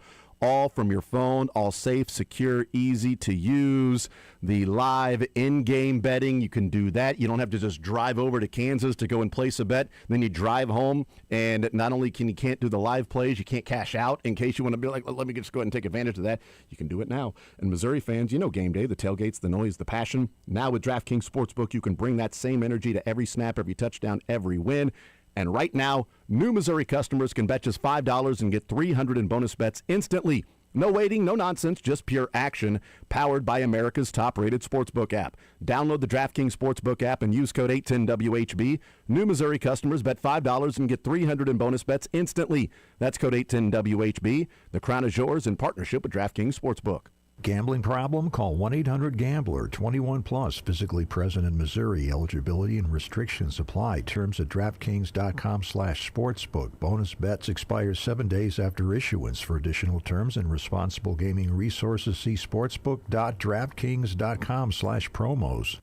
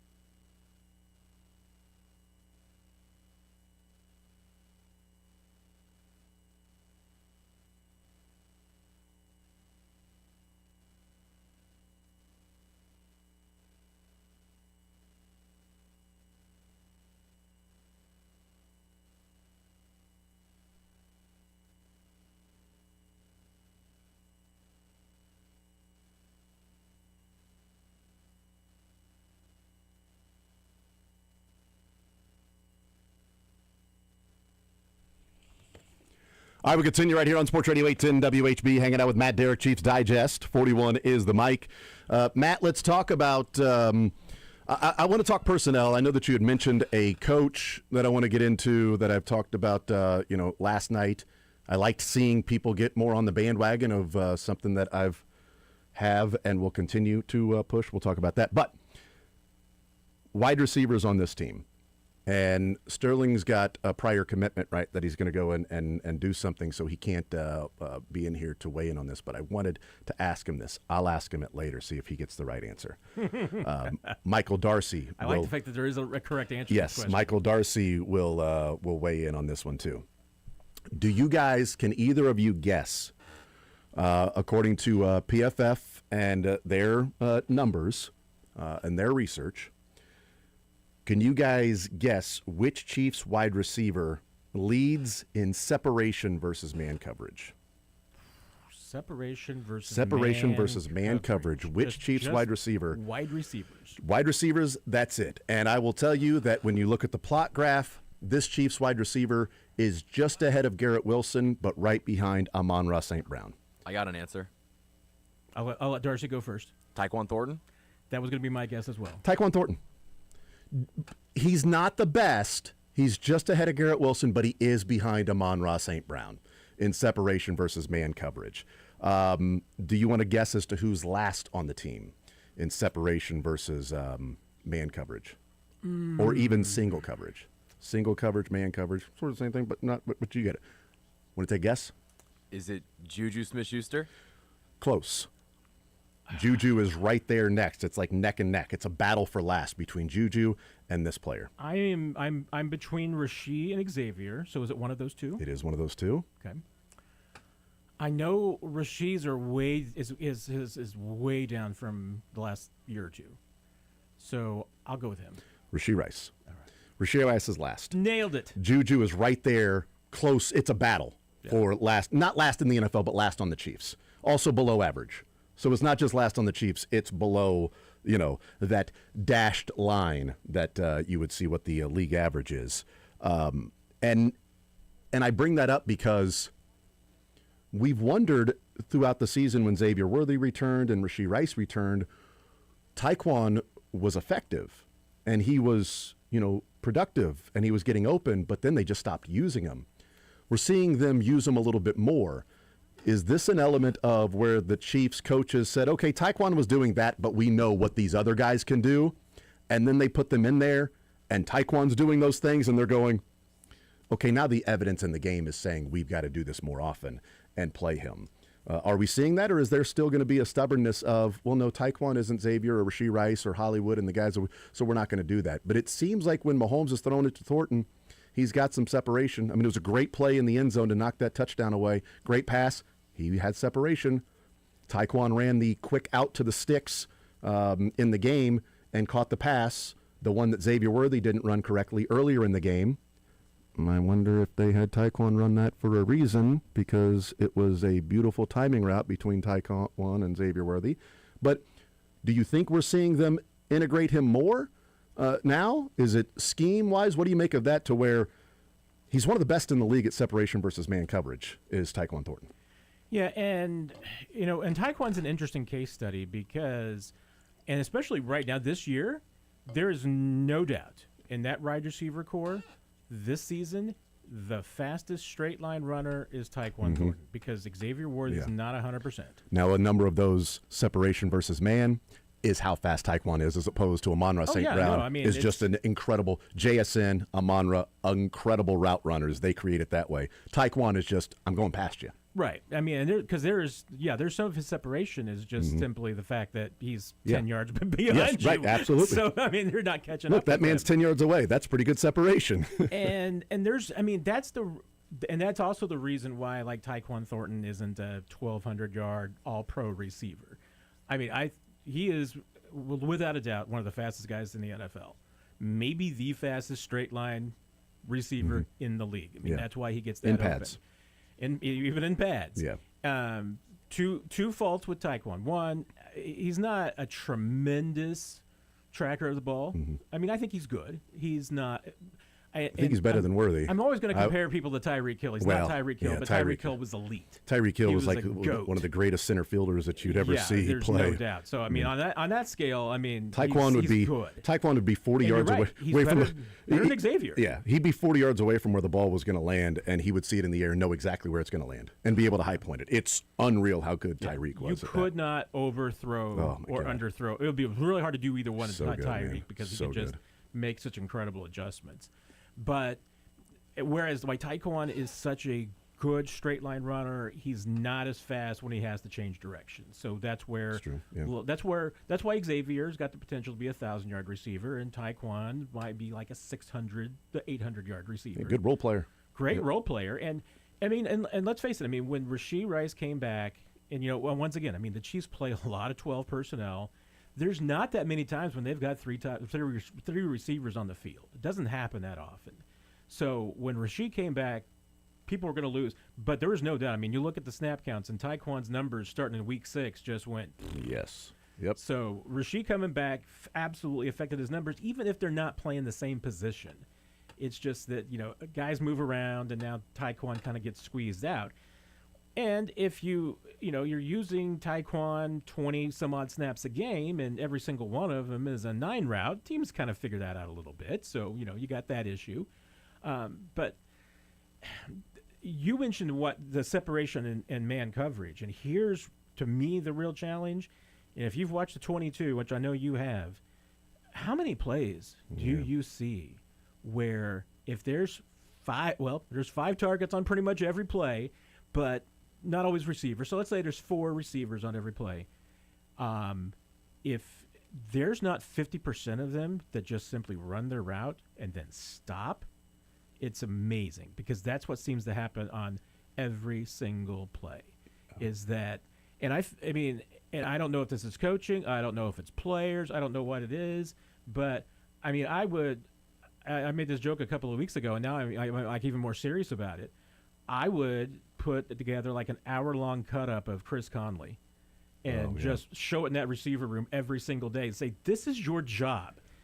You've got a quarterback who's going to extend every single play. I think the Texans all 22 was rough for some wide receivers. And some of these receivers, gosh, I mean, they're like 8-year-olds who've been told, hey, if you get lost, just hug a tree. I mean, and some of them, I mean, like Rice is a really good zone receiver. I mean, he's really good at going out there and finding zones and open zones and feeling for it, and has got a feel for it so he can find those spots. Some of these guys, when they're in man coverage, it's like, what's this guy doing following me? How do I get rid of him? And like, I don't know. I'm just going to stand here and see what happens. Visiting with Matt Derrick. We'll take a timeout. We'll come back on the other side. I want to talk about the coach a little bit, position, and then something that Spags said yesterday that I thought was pretty illuminating as to what may be going on in the secondary of the defense. More Zone next.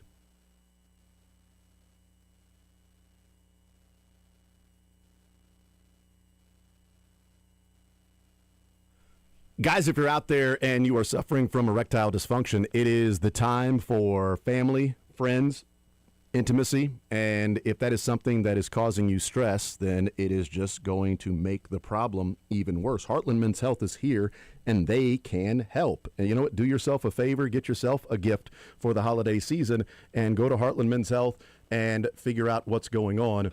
And don't wait around anymore. Some guys wait months, even years, to see what's going on. Maybe you've tried the pills or the herbals and they have failed. Well, Heartland Men's Health treatments work when that happens. In fact, they have treatments with success rates well over 90%. Heartland Men's Health successfully treating men in the Kansas City area. Schedule a consult with them today. Your initial visit is only $99, includes a medical consult with a licensed medical provider, a T, and that PSA test, and if medically advised, a test dose. And if the test dose doesn't work in the office, you don't pay a dime. The visit is free. If it does, there you go. An expert staff with 3 locations to serve you at Heartland Men's Health, Overland Park, Independence, between Blue Springs and Lee Summit, and North Kansas City. Call them today at 844-447-6600. Tell them you heard about it right here on Sports Radio 810 WHB, 844-447-6600, or visit heartlandmenshealth.com.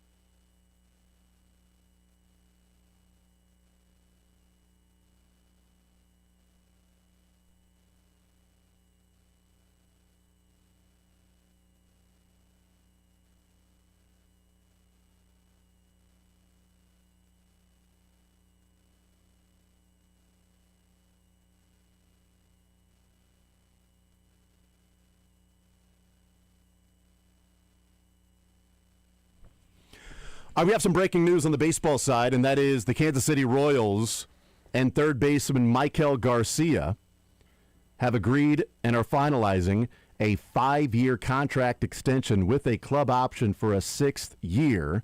That comes down from Jeff Passan. So the left side of the Royals infield is pretty solidified for the next 5 years, while Bobby is still under contract and Michael Garcia under contract. So well done by the Royals. We'll see what some of the numbers are, but they take care of a short side platoon in the outfield, getting Lane Thomas, and now Michael Garcia is wrapped up. Matt Derrick is hanging out with us. Chiefs Digest 41 is the Mike podcast. Okay, so you mentioned a coach's name, and it's somebody that I have wanted the Chiefs to go down a tree, that coaching tree, for a little bit. And it's a name that I've mentioned a number of times throughout the year with different people, tweeted about it. I was nervous because when Matt Campbell took the Penn State job, this guy's name came up as a potential candidate to host or to be the head coach at Iowa State. But last night, I thought it interesting. There's a lot of people that started tweeting about Nathan Shieldhouse for the Rams, who's the passing game coordinator for the Rams. And my reaction was, welcome, everybody. Come on. There's plenty of room. You know, come on. All the cool kids are doing it. Come on over here. Rockhurst kid. He was, offensive coordinator at Iowa State, developed some pretty damn good players when he was at Iowa State. He's the passing game coordinator with the McVay offense. Can you bring that in and marry some of those concepts? He can then, be coming home. If Matt Nagy were to go to the Titans, I'd like them to hire him as the offensive coordinator. I think he's a smart enough dude that I think he's going to get an OC job somewhere, and I think he's going to be a head coach someday as well. I've wanted them to look into that. I don't know that they will, but that's a name that I've been talking about for a while. To me, it sort of combines a lot of different things. He's got OC experience running his offense there.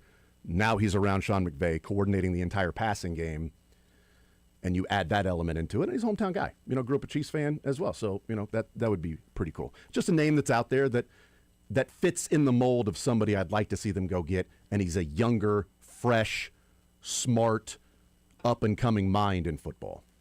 Yeah, no, he really is. And you're right. I mean, it would be a fun fit in Kansas City. I think it would be a tough fit just because he's accelerated to the point where it's like OC or bust. OC, I mean, yeah. that's not, do I want to take an OC position where Andy Reid called? Do I want to do that in Kansas City where I can maybe be the OC with the Rams and call the plays, or be an OC for a different team and call the plays, or be a head coach in college? Yeah, that young man's got some options. Yeah, for sure. But you're right. But you know what you make me think is that, and this kind of fits into, once again, I mean, how the Chiefs coaching staff kind of all pieces itself together. Let's say that the Chiefs did something that a lot of people have speculated about, and let's say Cliff Kingsbury was available in this offseason. And particularly, and in this scenario, I think we're talking about Matt Nagy relationship with the quarterback, maybe getting a head coaching. Yeah, you got to find somebody with a relationship with the quarterback. The quarterback would have to approve, though, so you got to go that route first. But here would be the interesting thing about Cliff Kingsbury, and it would probably be one of those things that might alienate a little bit of Chiefs fans this year. But I think what actually makes sense, because here's the catch, is that, I mean, Cliff Kingsbury, has he ever called a play from under shotgun? I mean... From under center? From under center, excuse me. From under center. Yeah, I'm not sure. I mean, no. But he runs an offense that still runs the football. I mean, but not with the blocking scheme that the Chiefs have. Yeah. So if you brought in a offensive coordinator, and then once again, we're assuming in this scenario that Matt Nagy gets a head coaching job somewhere, which is entirely possible. But let's say you brought in somebody like Cliff Kingsbury. You're not going to be running the same offensive line scheme here. No. I mean, you've got to change it to fit what he does. Yeah. I would throw in as well that if the Dolphins were to move on from head coach Mike McDaniel and that run scheme. I know that's another dream scenario. Because that Dolphins team has been turned around because they are running the hell out of the football. They haven't turned around because Tua's turned into an MVP candidate. They turned around because they're getting Achane, Jalen Wright, Ollie Gordon, all running, and that scheme and blocking, that's how they're doing it there in Miami. Matt Derrick is our guest. I want to play this clip from Steve Spagnuolo because we're short on time here. This is Spags yesterday was talking about Jaden Hicks, and I thought this was pretty revealing from Steve Spagnuolo, pretty candid yesterday about the second-year safety. I think if you ask Jaden, he'd tell you he's kind of had an up-and-down season, but there's been flashes of good football play there. We're gonna need him now.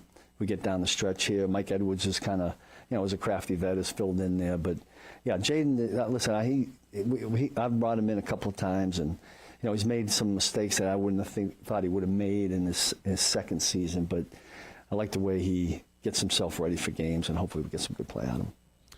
Thought it was pretty revealing because I'm assuming the Chiefs give the money to Christian Fulton and let Justin Reed walk because they felt like they had a natural transition. And we talked to Justin Reed in Tahoe about that, and he was like, no, you guys, Jaden Hicks is the real deal. And hearing Spags go, he's making some mistakes in his second year that I wouldn't have expected to make, which is now why we're seeing more of Mike Edwards out there on the field. I thought that was it. What did you make of those comments? And, it's like, hey, why don't they play Jaden Hicks more? And Spags is essentially saying why they're not playing Jaden Hicks more, and that's because he's not getting out of Jaden Hicks in year two that I think they assumed they were going to get, and why they didn't bring back Justin Reed. And I wonder if they had a crystal ball and saw this, if they would have paid Justin Reed instead of Christian Fulton. Yeah, I mean, it is a good question. I mean, and even Reed still got more money than Fulton did. So, I mean, Yeah. it was. I mean, and the Chiefs. It's a 3-year deal for Reed, 2-year deal for Fulton. And honestly, I mean, just in a brief aside here, Mm-hmm.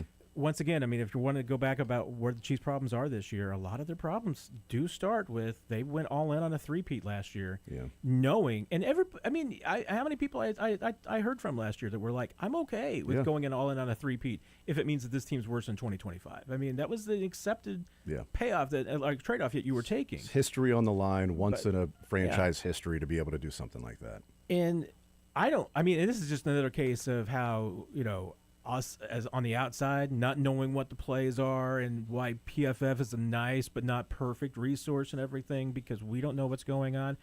I mean, I see this and a lot of Chiefs fans have seen this, and obviously Shamari Connor's not the most popular Chiefs player right now.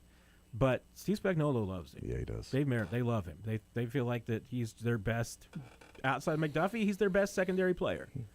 And I look at Jaden Hicks, and I'm like, I don't see the mistakes. I see some pretty quality play. I see the mistake on the 3rd and 16 when the Texans were backed up. There was that. That pass to Jaden Higgins, who was open, that was Jaden Hicks, and he got lost. He looked back at the quarterback for some reason and then looked back at Jaden Higgins, who turned, and he was late getting there, and he makes the tackle, and Shamari Connor and Nick Bolton and Noel Williams all look at him like, dude, what are you doing? That's your spot, man. Well, you can't do that. And Noel Williams peeled off to double team a guy when on the blitz from Nick Bolton, where he should have been backing up Bolton behind him, and instead lets the running back in for a touchdown. So that's I mean, there's a couple of young guys that Chiefs fans love but aren't playing a lot because Steve Spagnuolo sees the mistakes that they're making that maybe we don't see. Yeah. Noel Williams came in and did play. Is there any chance that seeing that and seeing how well I think they played overall, that maybe Spags will go, all right, I have more trust for Noel and Jalen, and I could put McDuffie in the slot and move Shamari Connor to a different spot and feel better for it? Because if Ladd McConkey plays, I'd like to see Trent McDuffie on Ladd McConkey in the slot rather than Shamari Connor. Yeah, I mean, we'll see. I mean, you're right. I mean, I think you would like to do that with McDuffie this week. It's just, who do you trust? I thought Noel played well spot. overall. I thought Noel and Jalen played well and held their own when McDuffie had to leave the game, personally. Yeah, Jalen, I mean, this is, to a large degree, Ben Jalen's best season. He had a couple of rough games. I thought this was a nice bounce back for him after kind of a couple of rough games. He still has, I mean, the same inconsistencies. Again, I'm just totally baffled about the Chiefs' secondary, especially that cornerback spot, because, and it fits again a little bit of like what Dave Merritt has told us the last couple of years. They would just like somebody to step up and claim the job. And Jalen, I guess you could say, did that. Maybe it was defaulted to him, but hey, do they have complete faith in Noel Williams? No. They do have it in Christian Fulton? No. Kevin Knowles is still developing and learning. I mean, they still don't have a complete confidence, and honestly, that's another reason why they're 6-7. All right, Quick ones, percentage chance they make the playoffs. I know what the analytics say. What does Matt Derrick think? Percentage chance they make the playoffs. What would you put it at? I'm pretty negatory on this one, so I'm like 8%. 8% to make the playoffs. All right. Who wins on Sunday? And do you have a score in mind? I've been going back and forth on this one. I've been pretty firm on the Chargers all week, but I feel I'm weakening. I'm still going to stick Chargers 31-27, and if the Chiefs win, thank me for it. There you go. I might do the same thing. It's opposite theory. Matt, you're the man. Appreciate it, brother. Kendall Gammon, world's greatest long snapper. We talk with him next.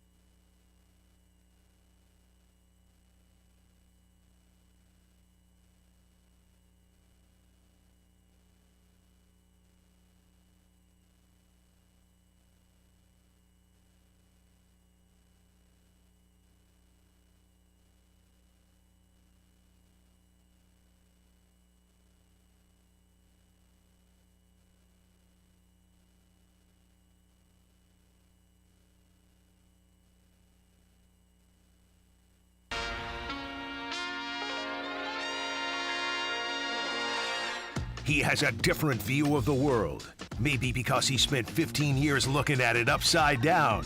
He knows exactly how many times the ball will rotate on a long snap, and he'll juggle anything you throw at him. It's Kendall Gammon in the Zone. Brought to you by Crown Toyota and Crown Volkswagen. Recognized as the #1 place to buy a new or pre-owned vehicle. Visit crownautomotive.com to see the latest deals. Experience the Crown difference. All right, we continue right here on Sports Radio 810 WHB. We are talking with the world's greatest long snapper here in the Zone on this Friday edition. Did want to pass along the breaking news in baseball that Maikel Garcia and the Royals have agreed to a 5-year contract extension with a 6th-year option. So the left side of the Royals infield is solidified for a while moving forward. So, and maybe that 2-3 in the Royals lineup is solidified. So there you go. There's the Royals news that came down right at the end of the hour with Matt Derrick. Kendall Gammon is our guest. We talk some Chiefs football with Kendall here in the Zone. Kendall, what is up, brother? How you doing? I'm doing good, Jason. How about yourself? I am doing just fine. The Chiefs are still mathematically alive, so, there's that. They got that going for them. Which is nice. Yeah, I wanted to start with not the game of what happened on the field, but how was the game on Sunday with Billy Bob going into the Ring of Honor and the Legends game and the alumni being back and all of that stuff? How was that night? Yeah, it was amazing. It's always fun to see people come back. And this year, there were over 90 former Chiefs that came back for the event, the most they've ever had. And we had 250 at the event that went on before the game there in Arrowhead. And it was fabulous and not surprising. I mean, Bill Moss is just a great individual, great human being, is great for the city and does a lot of different things. Of course, he is active in the Kansas City Chiefs Ambassadors, which is former Chiefs and our 501c3. So just a fun time all around. Yeah, that's cool. It had been waiting for him to go ahead and get that call in the Ring of Honor next year after that, it'll be Kendall. Looking forward to that one. When Kendall gets that call to go into the Ring of Honor. I would not hold your breath. I would not hold your breath. I don't like holding my breath anyway, so I wouldn't do it just on principle. Just on principle alone. But we are talking to the world's greatest long snapper, Kendall Gammon, here in the Zone. Kendall, the actual game left a lot to be desired. I want to talk about it from a player's perspective on the sideline. Sometimes the analytics crowd or just numbers or just in general, sometimes the analytics crowd does believe in momentum. Sometimes they don't believe in momentum.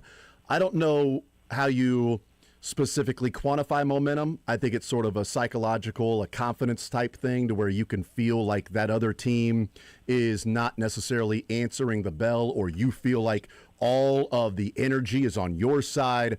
Like there is, whether that's momentum or mental, whatever it might be. But in a game on the sideline, can it have a feel that sort of goes through a team if you don't pick up a crucial play like the 4th and 1 where it felt like the Chiefs were kind of an avalanche in that third quarter, early fourth quarter in attacking and maybe taking control of the game, and then the 4th down call doesn't result in a conversion? Can you feel something like that go through the sideline, or is that on the outside looking in for us that doesn't really happen like that? No, there's no actual scientific evidence with it, I'm sure. But in general, being on the sideline for so many years, you do feel it. I mean, just that, for instance, it takes a little wind out of your sails. You're like, no way, we couldn't get a yard. I mean, it is frustrating. By the same token, it can add to it when you do get that, and maybe you go down and score. And I think that's what Andy Reid was probably thinking, hoping, expecting. So, yeah, it's difficult. But, yeah, there are several times where you just kind of feel an energy when things are going well, and it just seems to multiply over and over. And by the same token, there's other days, certainly my New Orleans Saints days, where it just seems like a lot of things go wrong, and you just can't get out of the funk. Yeah, and does this season have that feel to you, that it just so many things are going wrong at the wrong time, and you can't find a way to get over the hump or get out of the funk that they're in? Yeah, it does. I mean, of course, that's, in hindsight, looking back. But yeah, you keep having the different things, balls getting tipped, and that making a difference with the interceptions and all kinds of different things. It seems like if it's not one thing, it's another, and then you compound that with the injuries that are going on, certainly with the offensive line. I mean, that just simply can't be discounted. That is a big reason for a lot of this, in my estimation, certainly this last game. Even with them coming in and doing some good things on the offensive line, and, of course, they were keeping tight ends in to chip and backs at time as well. But, it's one of those things. It's just hard to explain, but that has seemed to be the case this year. Does it I wonder about this week, because from all the indication and those that were in the locker room after the game, and what it looked like on the sideline after the game while the players were leaving, I don't know. It felt like the ending of something. Maybe that's just the ending of this year.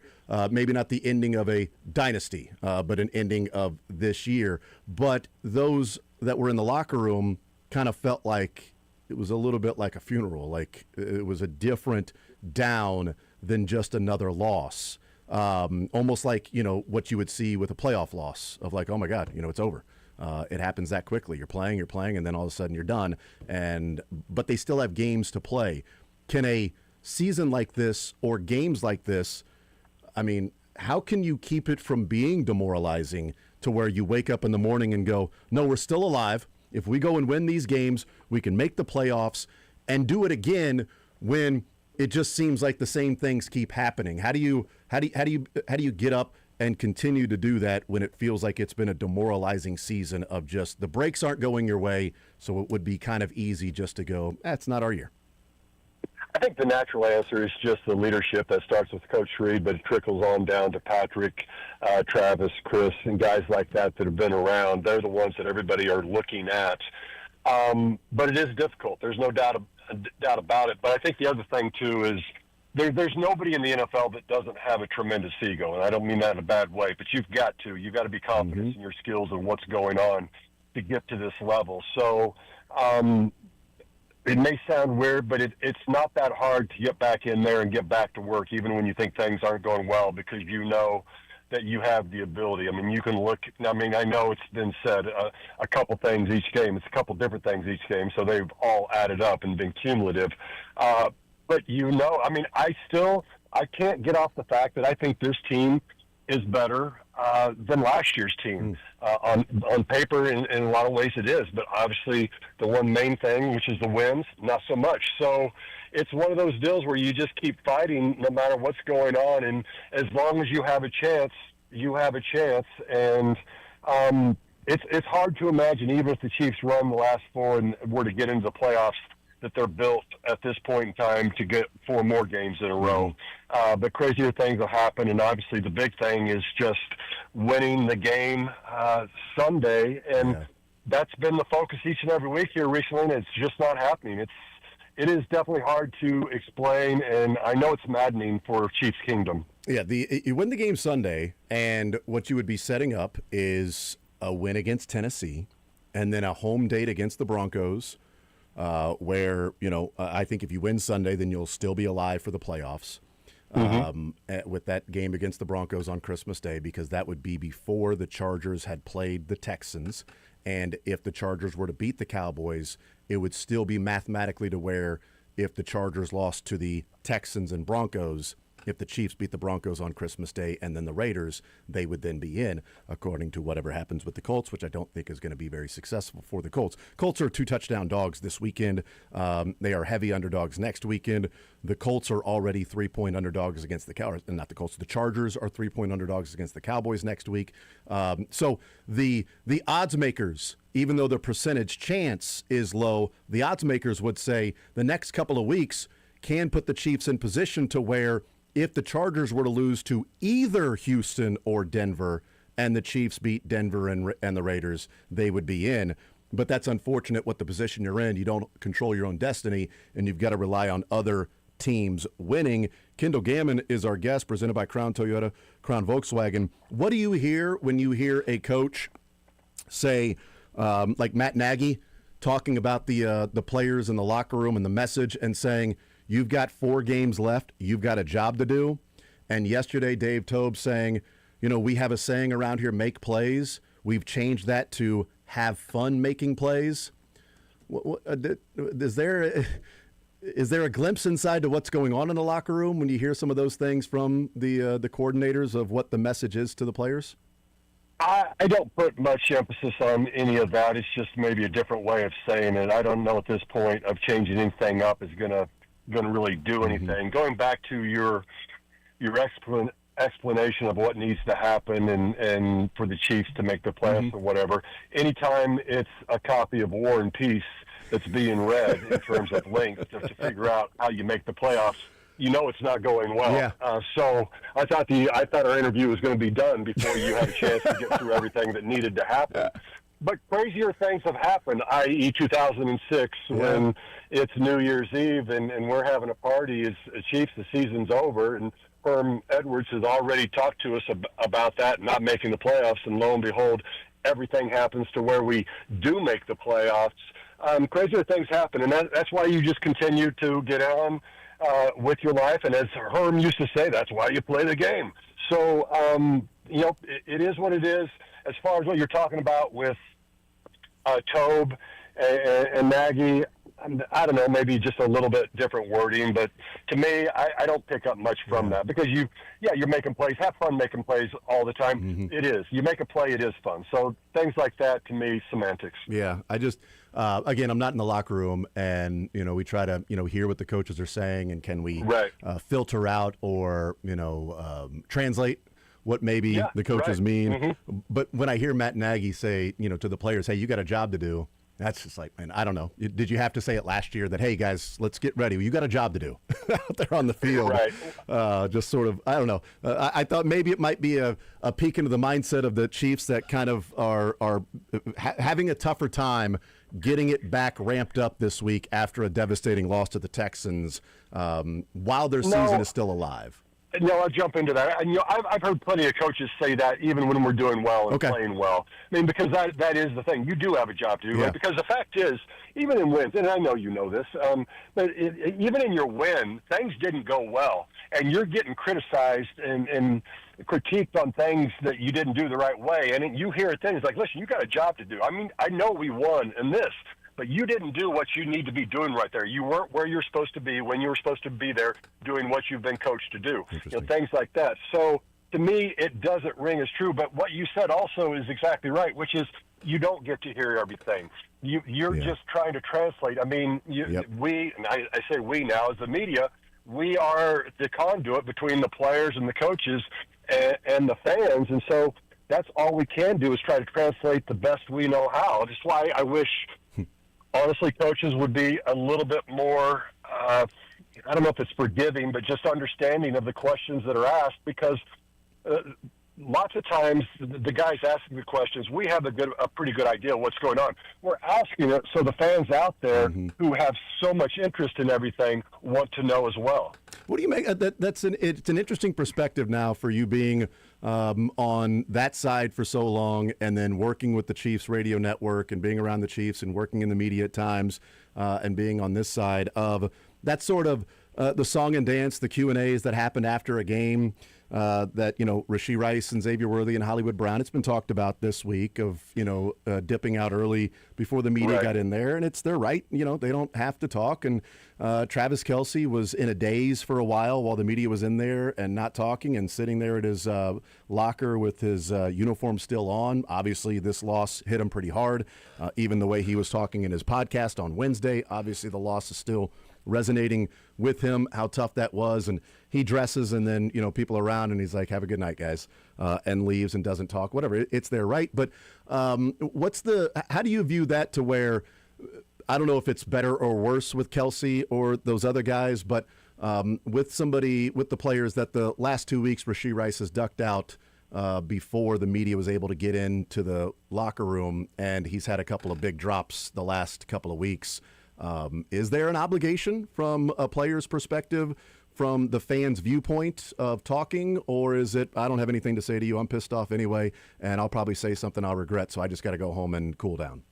Well, let me get real comfortable on the fence here because that's where I'm going to be, which is I do understand it from the player's standpoint if they're very, very emotional and things haven't gone well and they're maybe, a little bit bothered about what they might say in the heat of the moment, you can say some things. I mean, a 10, 15-minute cooling down period, whatever we have or what they have now afterwards, that's honestly not enough if it's a really emotional thing happening. So that may be the case with guys. With Kelsey, I think the other thing that can't be discounted, and I don't have an issue with it either, which is, well, first and foremost, he is very emotional, and I think he is seeing some things crumble and go the way he didn't think they would be, and which, I personally think this is his last season. I have no, concrete evidence with that, so it's very disappointing.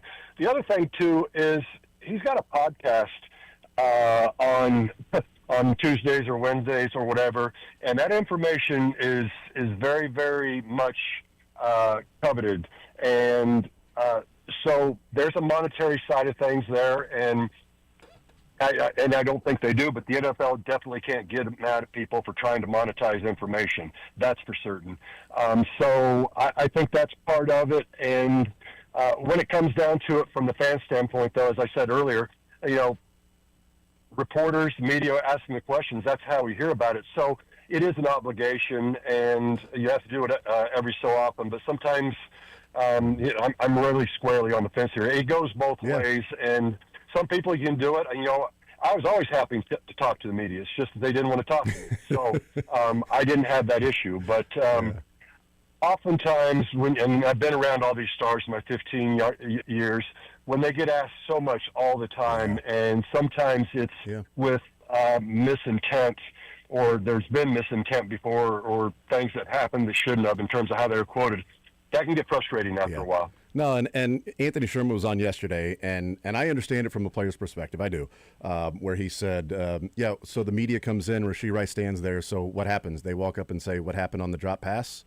Yeah, I meant to drop it. Yeah, I dropped it. Exactly. What happens there? And then he said, then there's a follow-up of just rewording the same question a different way because you didn't really want to get into the details on the previous one. And so I'm like, yeah, I get that. And he's like, so what would you want from Rashee Rice? I don't know. Like, I would want to know, that hit. Like, he got hit and he got rocked by Jalen Petrie, who, by the way, was one of the best players on the field in that game for the Texans. We talk about Will Anderson and Danielle Hunter. Jalen Petrie was amazing in that freaking game. And he smoked Rashee Rice, and that was before the fourth downs and some of the other plays with Rashee Rice. Like, was that something that had impacted him the rest of the game? Cumulative. Yeah, absolutely. Right. Or did he leave early because his head was killing him? And look, I got rocked. The game's over. I got to get out of here, man. I'm not going to stay around and talk because I need to get home and, take some, Tylenol or whatever and go to sleep, No doubt. Yeah. So there's that too. So I understand it from the player's perspective. And the only way there would be any issues with the NFLPA would be if the writers filed a grievance over a player not talking. Right. And I really hope nobody around Kansas City and the media files a grievance over any of the Chiefs players talking or not talking. I think that's to level. I don't think that's going to happen. Yeah. Let's talk about the game. Kendall Gammon is our guest, or at least one of the things that happened in the game. Esapole filling in one play in the game, Kendall. All week long, Wanya's at left tackle, Jalen Moore's at right tackle. Pole isn't really practicing and taking reps with the ones, and so the first play happens. Wanya has the knee injury that puts him out for a while, and Pole is in there from the second play of the game with minimal practice that week. What did you think of what you saw from a man making his NFL debut against Danielle Hunter? I thought he did a heck of a job, quite honestly. I mean, there's a few pressures and things going on, but considering the circumstances that you just described so accurately, pretty darn good. Now, they were keeping tight ends in at time to help out with that a little bit, as they should. Mm-hmm. But I don't think that was anything that was changed because of him. I think they were going to do that whether it was he that was in there or whether it was Wanya. I mean, we don't know for sure, but I don't think Wanya going out affected the game plan in terms of what they were going to do, how they were going to do things. Yeah. but yeah, got to give him credit. I mean, that's tough to do. I've done it, and we've talked about it my rookie year, where I actually had to come in and play as a tackle. When I certainly had no reps that week, but I listened, and so I at least knew what was going on. It's difficult, and it is, and you're aware, and everybody else in the huddle is aware as well. Visiting with Kendall Gammon as our guest. What does it mean when, Matt Nagy said, want to see him back out there, looking forward to that, but there's a book on him, they've seen him and what he does and how they may attack. What does that mean? Like, what is a defensive player looking for if they're saying, all right, going up this, Khalil Mack is getting ready for the game on Sunday and saying, all right, this guy is who I'm going up against. That's going to be my main competition is this Esapole. Let me see what he does and how I can counter. What are they looking at to see what Pole does to see if there's, quote unquote, a book out on him and how they can attack him? Yeah, well, it's things like that. We'll say this, and it wouldn't be this way. It's kind of comical, but say he was, scouting Kendall Gammon as a left tackle for whatever reason he was in there. He'd be like, okay, he's not a knee bender. He gets too extended. I can pull and get him off balance. I can get around him on the edge. I can bull rush him. Basically, I'm saying he can do anything he wants to me. But in general, because he would be able to, but in general, they're just looking at what are the shortcomings of that tackle or of that position, and what is he doing well and what does he not do well, and what do I see on tape that he continually gets beat by. And I'm going to go into the game with the game plan of I'm going to make sure he understands that that he can defeat what I'm trying to do, because if he can't, I'm going to continue to do it. So they're going to do certain things, certain techniques early on to see if it's still an issue, and oftentimes it probably is, and then they're just going to keep going back to the well.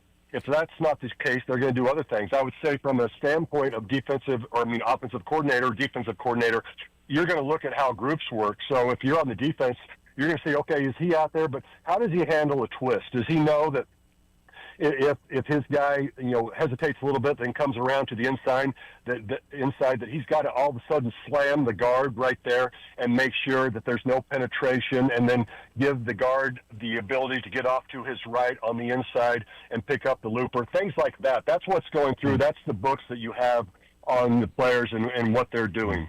There was one play in particular where I thought he did a pretty good job of picking up the stunt. That Danielle Hunter, he engages. Yeah. Danielle Hunter starts to go towards the guard. He drives him to Kingsley, and then he immediately disengages and slides to his left, and that defensive tackle is right there, and he's right there ready to go. And I'm like, they've had trouble with that with guys who are veterans on this team at times, and he immediately recognized that. So thought that was really good and encouraging.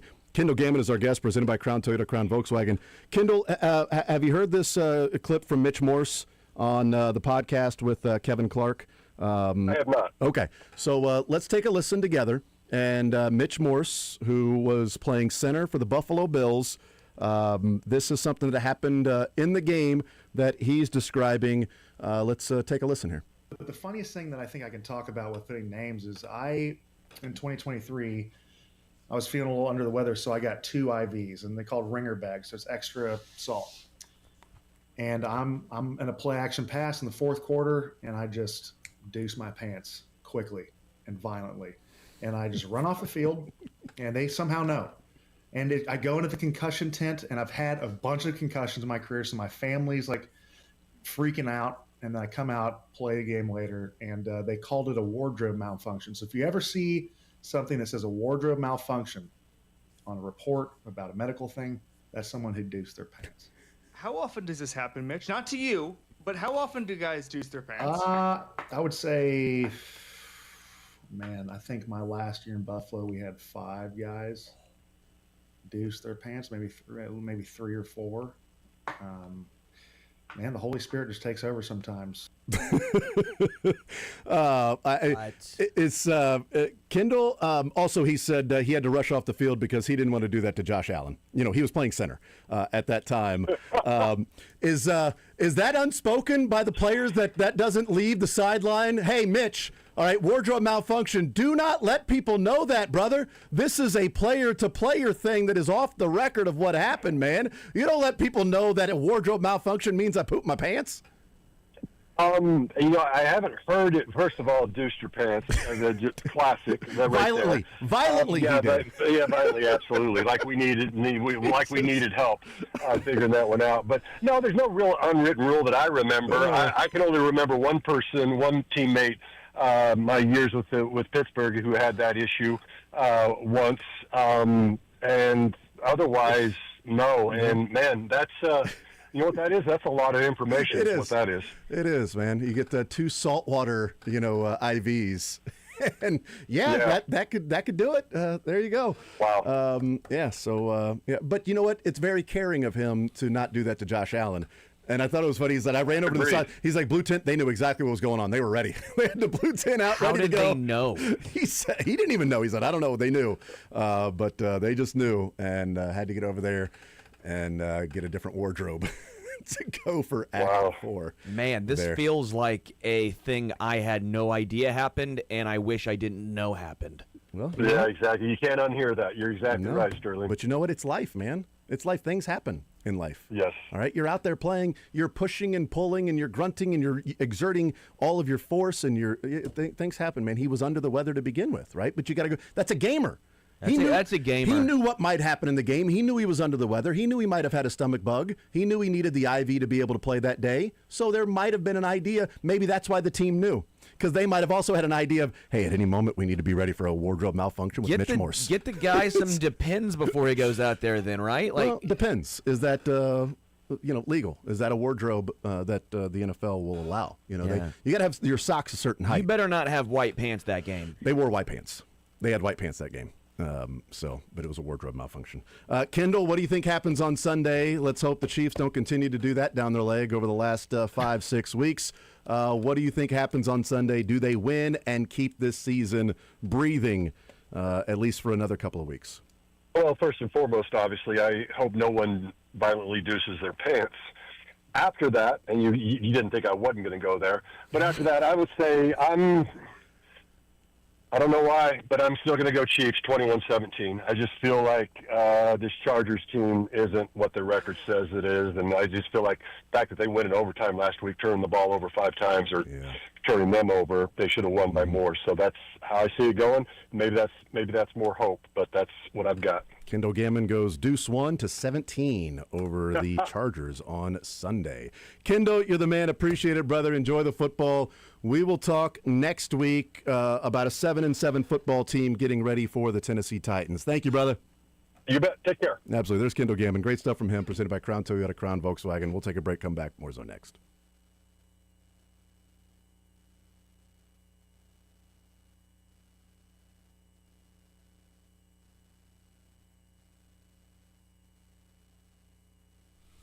Missouri, the time is now. FanDuel Sportsbook is live in the Show Me State, and they're kicking things off with an offer that is extremely tough to beat.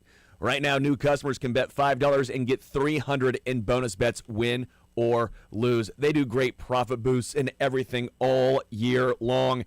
Yesterday, they had a 100% profit boost on Thursday Night Football. First and last touchdown scores, you get entered to win bonus bets. I hit that bet last night. I had Kyle Pitts as the final touchdown score.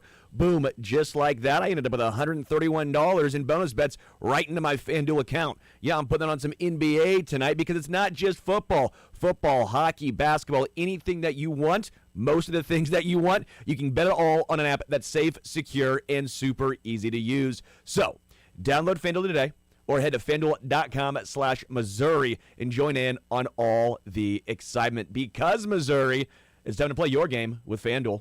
21 plus and present in Missouri. Gambling problem? Call 1-800-GAMBLER. First online real money wager only. $5 first deposit required. Bonus issued as non-withdrawable bonus bets that expire 7 days after receipt. Restrictions apply. See terms at sportsbook.fanduel.com.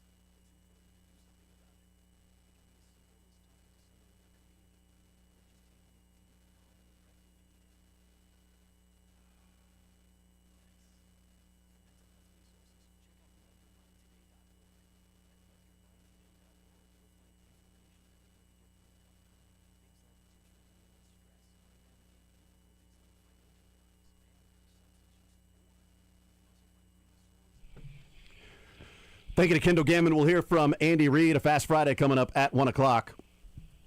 It'll be Brian Cook and Juju Smith-Schuster also at the podium today. Chiefs getting ready for the Chargers. We will see if anybody else returns to practice for the Chiefs today, and what the injury report was from yesterday, in that Nick Bolton didn't practice yesterday with an illness. So it was full participant, then illness, did not practice. Hollywood was personal, so he moved up. There's to one guy I worry about on that list, and his name begins with Trent and ends with McDuffie. That's right. And it looks good because it looks like, well, he was limited the last 2 Trey days. Smith too. He was full, but they didn't. I don't think they had much of a practice. Yeah, I on was going to say Wednesday. He was in sweats. He was full on Wednesday and then Everybody's in limited sweats. Thursday. Yeah, so I think they did more Thursday, and that's why I don't think he was downgraded or took a step back. Can I make a case that is it a suitcase or is part it like of a me wooden case? Part of me thinks Which part? the Chiefs aren't making the playoffs. What? Whoa! And Hold so on. Is it 88% of you since they have like 88%? So 88% of me is on this page. The other 12% says, Sterling, you're a dumbass. Not so much in here or here, but right here is More where I here think they do have a area. chance. No, can't say anything. So the 88% No mark. of me is wondering, sit McDuffie. No. What does Don't do that voice. Don't do the voice to me. Don't do that voice. I hate them. sit McDuffie? You ain't making the playoffs. So see Noel Williams. Well, Play him. You'll be forced to play him. Why can't you play Noel Williams anyway? Because Just they put don't. Just put Trent They McDuffie in the don't. slot against Ladd McConkey. Yeah, we'd love that, right? But they're not going to. It's going to be Shamari Connor, as always. We know how this song and dance plays out. Aerosmith told us that. So then you get to see, what does this secondary look like without McDuffie? And if it still looks fine, saw that it looked against pretty the good. Texans. Yeah. Looked pretty good. My point is, do you then try and say, I want to Texans, trade him too. for the Sauce You seen Gardner this deal? wide receiver core, though? That's what I'm worried about. They'll have the opportunity to do that the next week when they're eliminated. When I they're think, officially in eliminated, Tennessee, officially. yeah. If he, I told you that's only 88%. The other 12% said, I want fine, McDuffie to play. Yeah. they're not getting the Sauce Gardner deal. If they do, they'd be fools not to make that deal. First and a third. It said two first. First and a third. Not next year's first, hopefully. Right? If they got a first for him, I think you would take it at that point. Ladd McConkey's also limited the last 2 days with a foot injury that came up this week. He was fine in the game last week, so he got injured or hurt somewhere along the way in that game. So we'll see what happens with that. But Brian Cook, Juju will be at the podium along with Andy Reid. I thought it was interesting, Mick, yesterday. Also, you know what? We'll get into some football after Andy Reid, but I want to talk about this because we haven't really got a chance to weigh in on it. Michael Garcia, 5-year extension with the Royals, a 6th-year option. Jeff Passan reporting that. I have not seen, and I'll keep looking, but in the break I was looking as well. I did not see any numbers connected to it, just that they are finalizing the deal for Michael Garcia.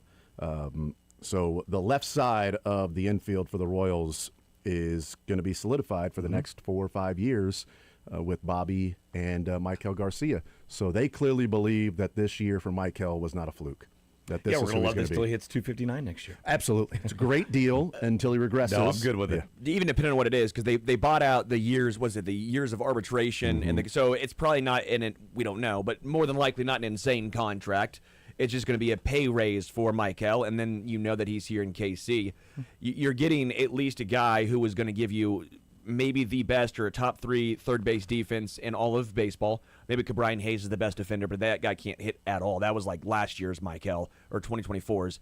You get a guy who can steal bases, and I think you got a guy who changed a little bit. His walk rate went up a good chunk last year. It's above average to 9.3%. His hit tool, while he might not hit 16 home runs every single year, I think you're looking at a guy who's probably more in that 270-ish every single year, just based on he keeps his, as Jason points out, his bat in the zone a long time. It looks like he adjusted from 2024 to 2025, and this looks more like the Michael we saw as he was coming up just in general.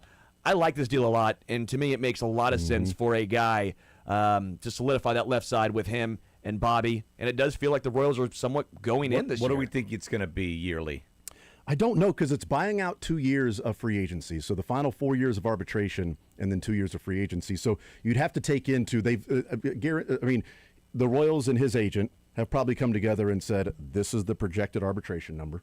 This is what we think will happen. Can we, because all it's doing is just locking in the cost control. So for Michael, it's now all guaranteed money that he's getting. So if you say over these next 4 years, these are the arbitration numbers.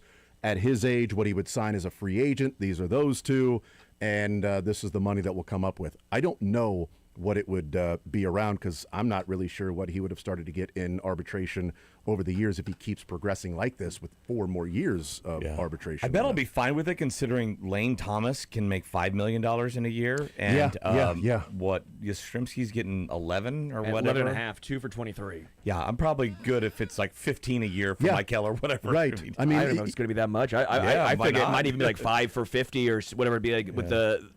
Well, what they paid Cole Reagans, it was like because he still had arbitration years, so Cole Reagans became cost effective because it's like, hold on, you signed an extension with Cole Reagans for this? It's like, well, the arbitration numbers are going to be a certain way, and then he's got the guaranteed dollars, especially with a guy who's had some arm injuries, and the Royals have the cost control over the next few years, and now with Michael Garcia, the Royals get the cost control, and through 2030. They'll have the left side of the infield in Michael Garcia and Bobby Witt, and maybe their number 2 and 3 hitters moving forward for the next 5 years. Yeah. So 26, 27, 28, 29, 30. Quick math. 5 years. Divide by the remainder.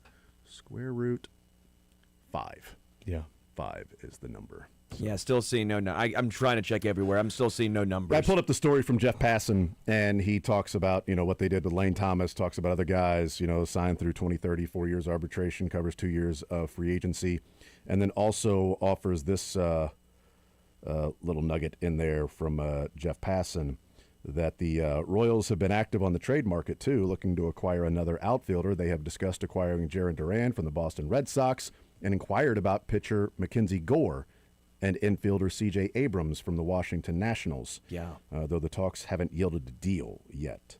So I love the aggressiveness of the Royals right now. This is fun. Again, you're not getting the Juan Sotos, but you're talking next tier down.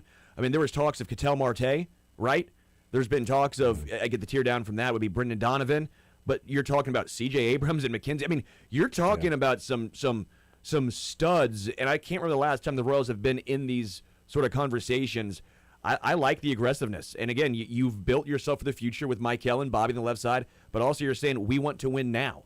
I love this. Yeah. We'll take a timeout, come back, continue rolling. We'll hear from Andy Reid at 1 o'clock. Also, Juju Smith-Schuster and Brian Cook. I started to say Juju, and I'm like, wait a minute, was it somebody else? Was it Juju Smith-Tranquil? Is Drew Tranquil at the podium today? No, it's Juju and Brian Cook. All right? Juju Tranquil. Juju. I like the Juju Smith-Tranquil. Yeah. I'm going to go with that one. Let's do that. We'll take a timeout. We'll come back. We'll hear a Fast Friday with Andy Reid and others. Next.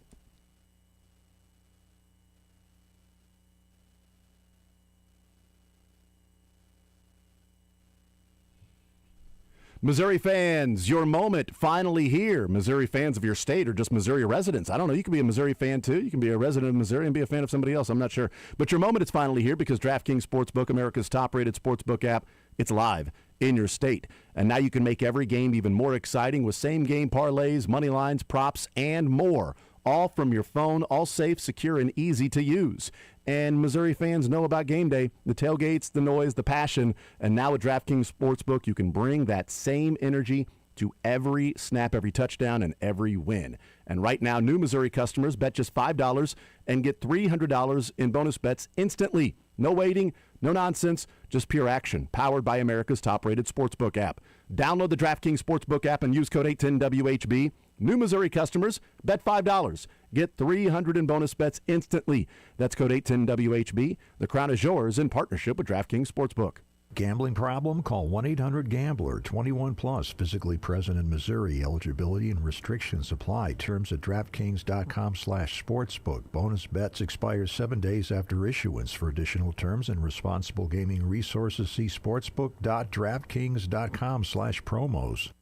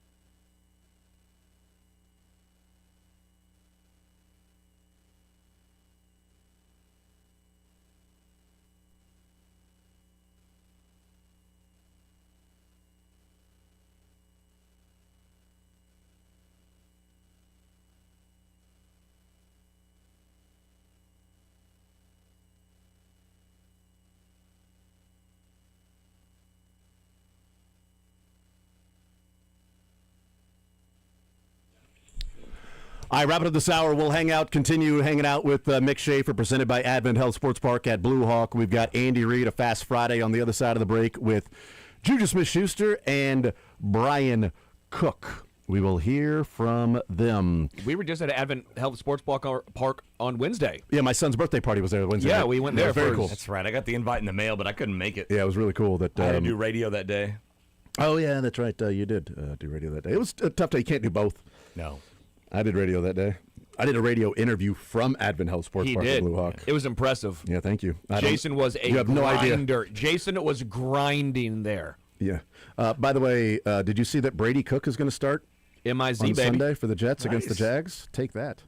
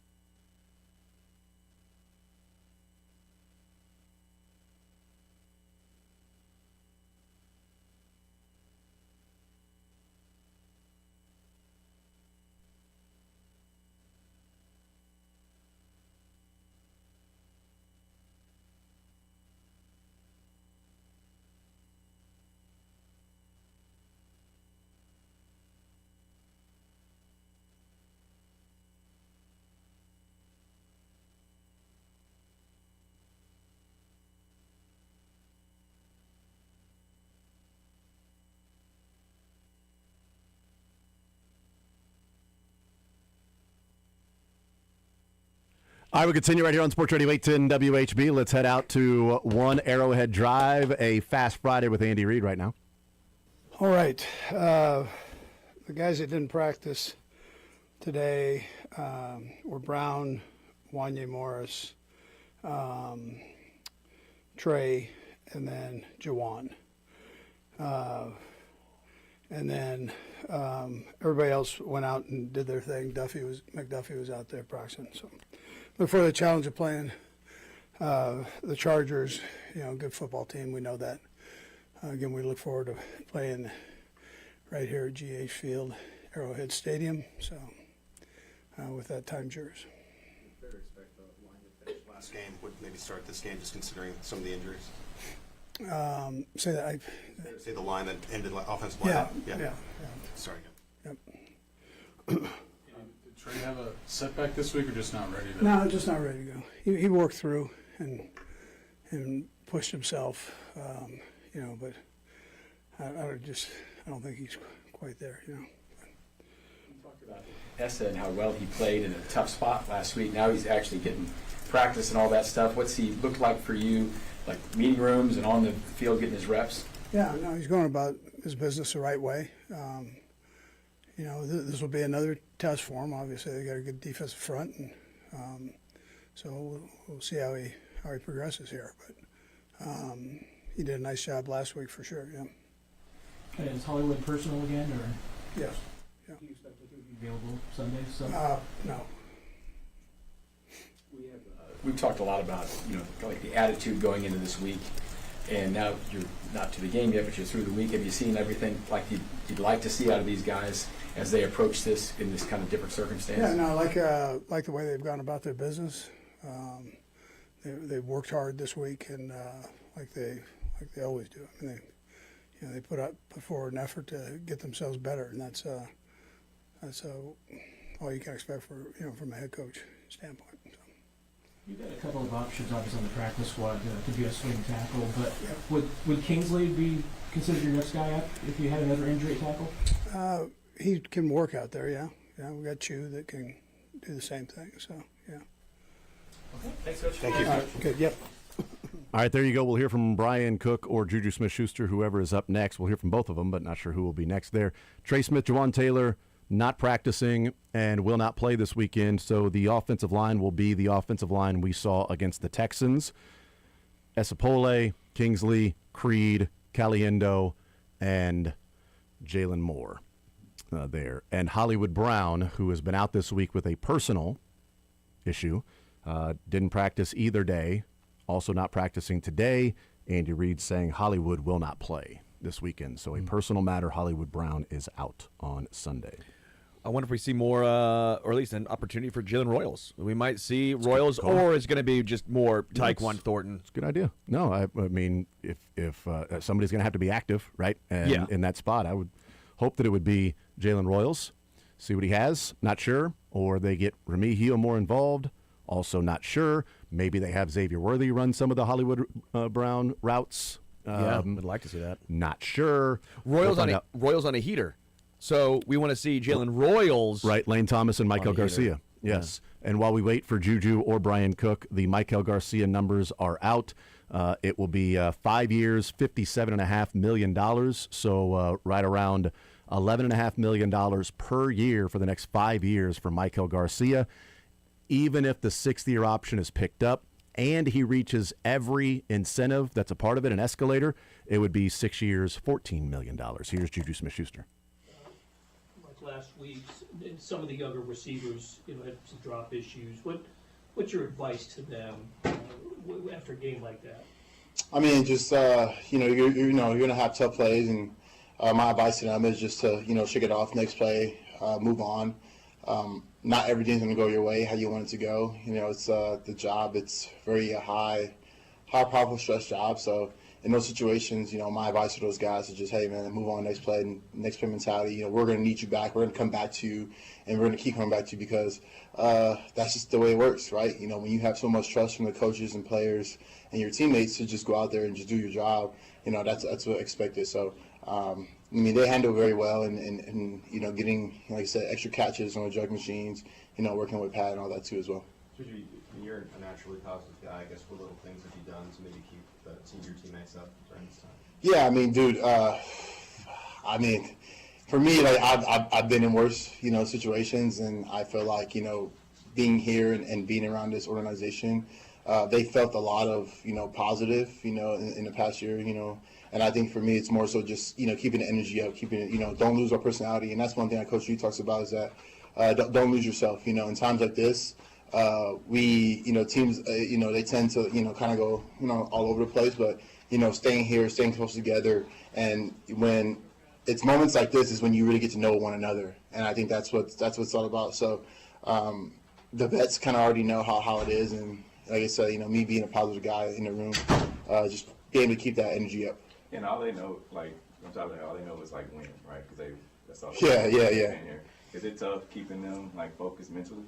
No, honestly, it's not tough. It's not tough.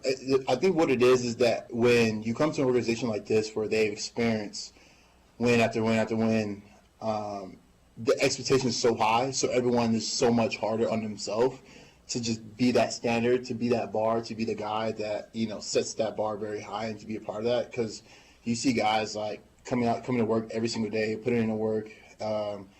And for the young guys, they see that, and they want to be a part of that. And I think for them, it's more so of they're growing and learning, and everyone just wants to be better. Everybody wants to win. Everybody wants to do their job. So I feel like as a team, a lot of us are growing in that aspect.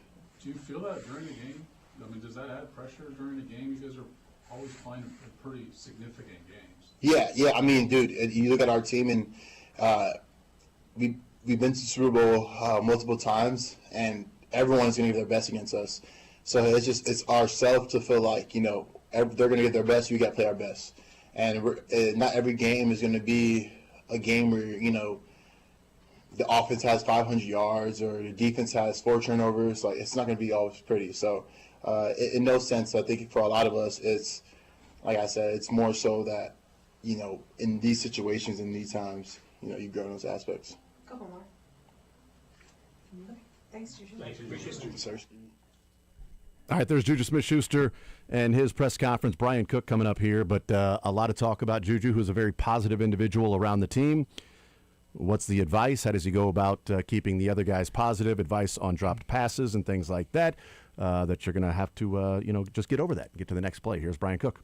In Frankfurt, I think you ended up scoring the touchdown Mm-hmm. on the fumble return. Yeah. This year, the team doesn't have a non-offensive touchdown. I'm just wondering how much juice can a team get from a play like that, and what does it take to come up with a play? Man, I mean, if you go back and look at that play, I mean, it takes everything. From Trent forcing the fumble to Mike recovering the fumble to them pitching it, and then even if you actually watch the tape, he got a key block to even help me score that touchdown. So it takes, all 11 to do that. But as far as igniting the team, like it's those plays, you look back at it, and that's usually the ones that either are the turning factor for the game, give it like the spark, or it can actually be the touchdown that actually wins the game, like happened in Germany. So, like you said, that we still looking forward to it. Hopefully we can get one this week.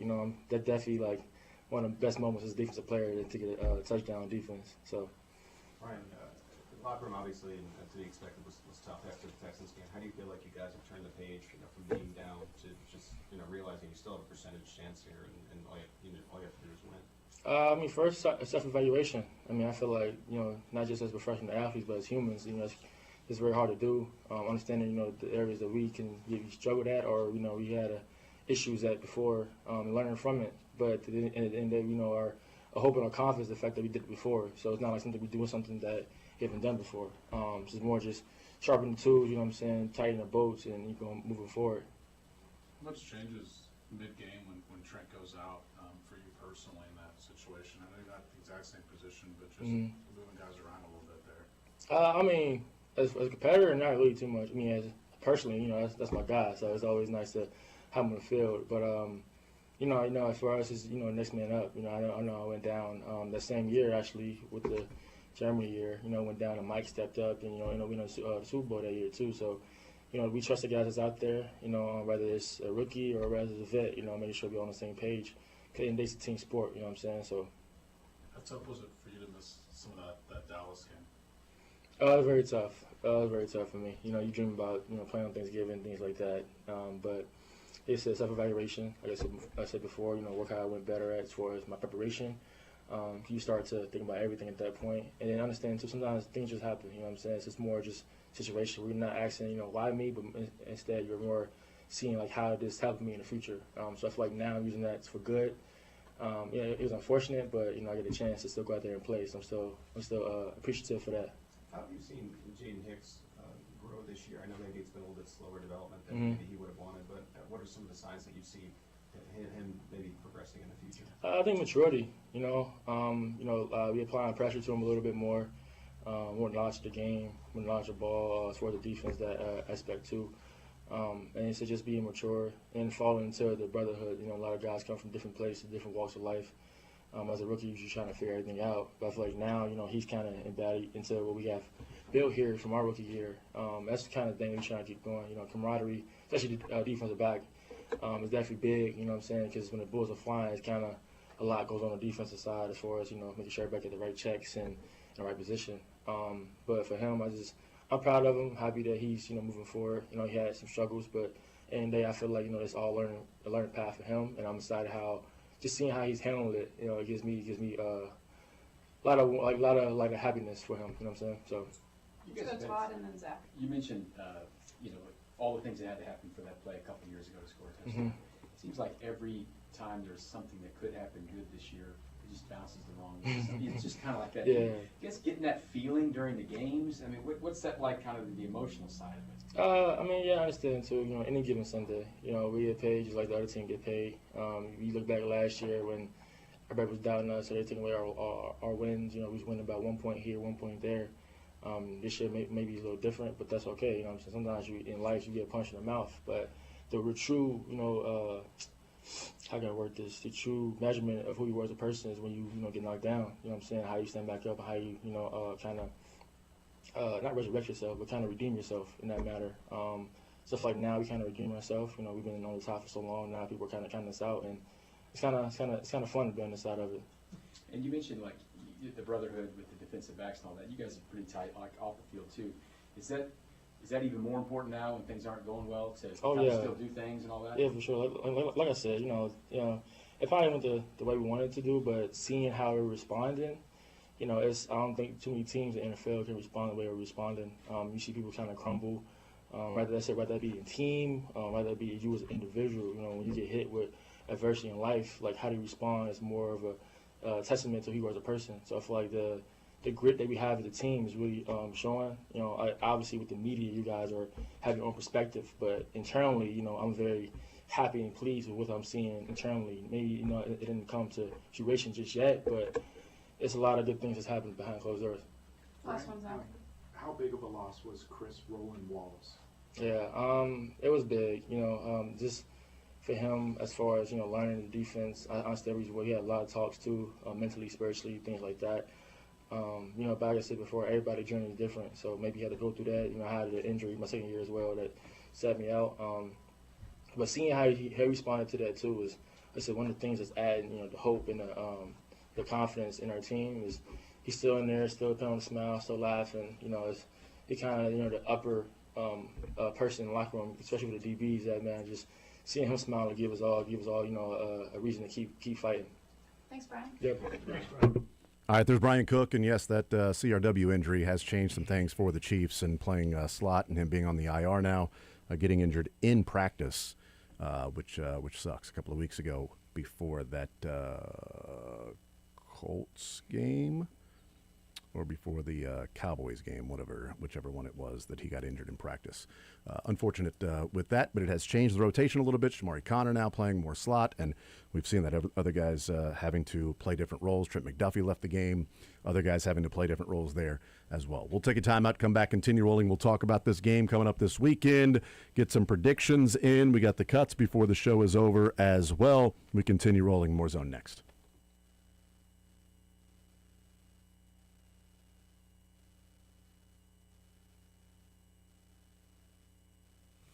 What helps me during this disaster of a football season has been El Bandito Yankee Tequila, right? I mean, it's so smooth, it's criminal. That's the tagline, and it is true.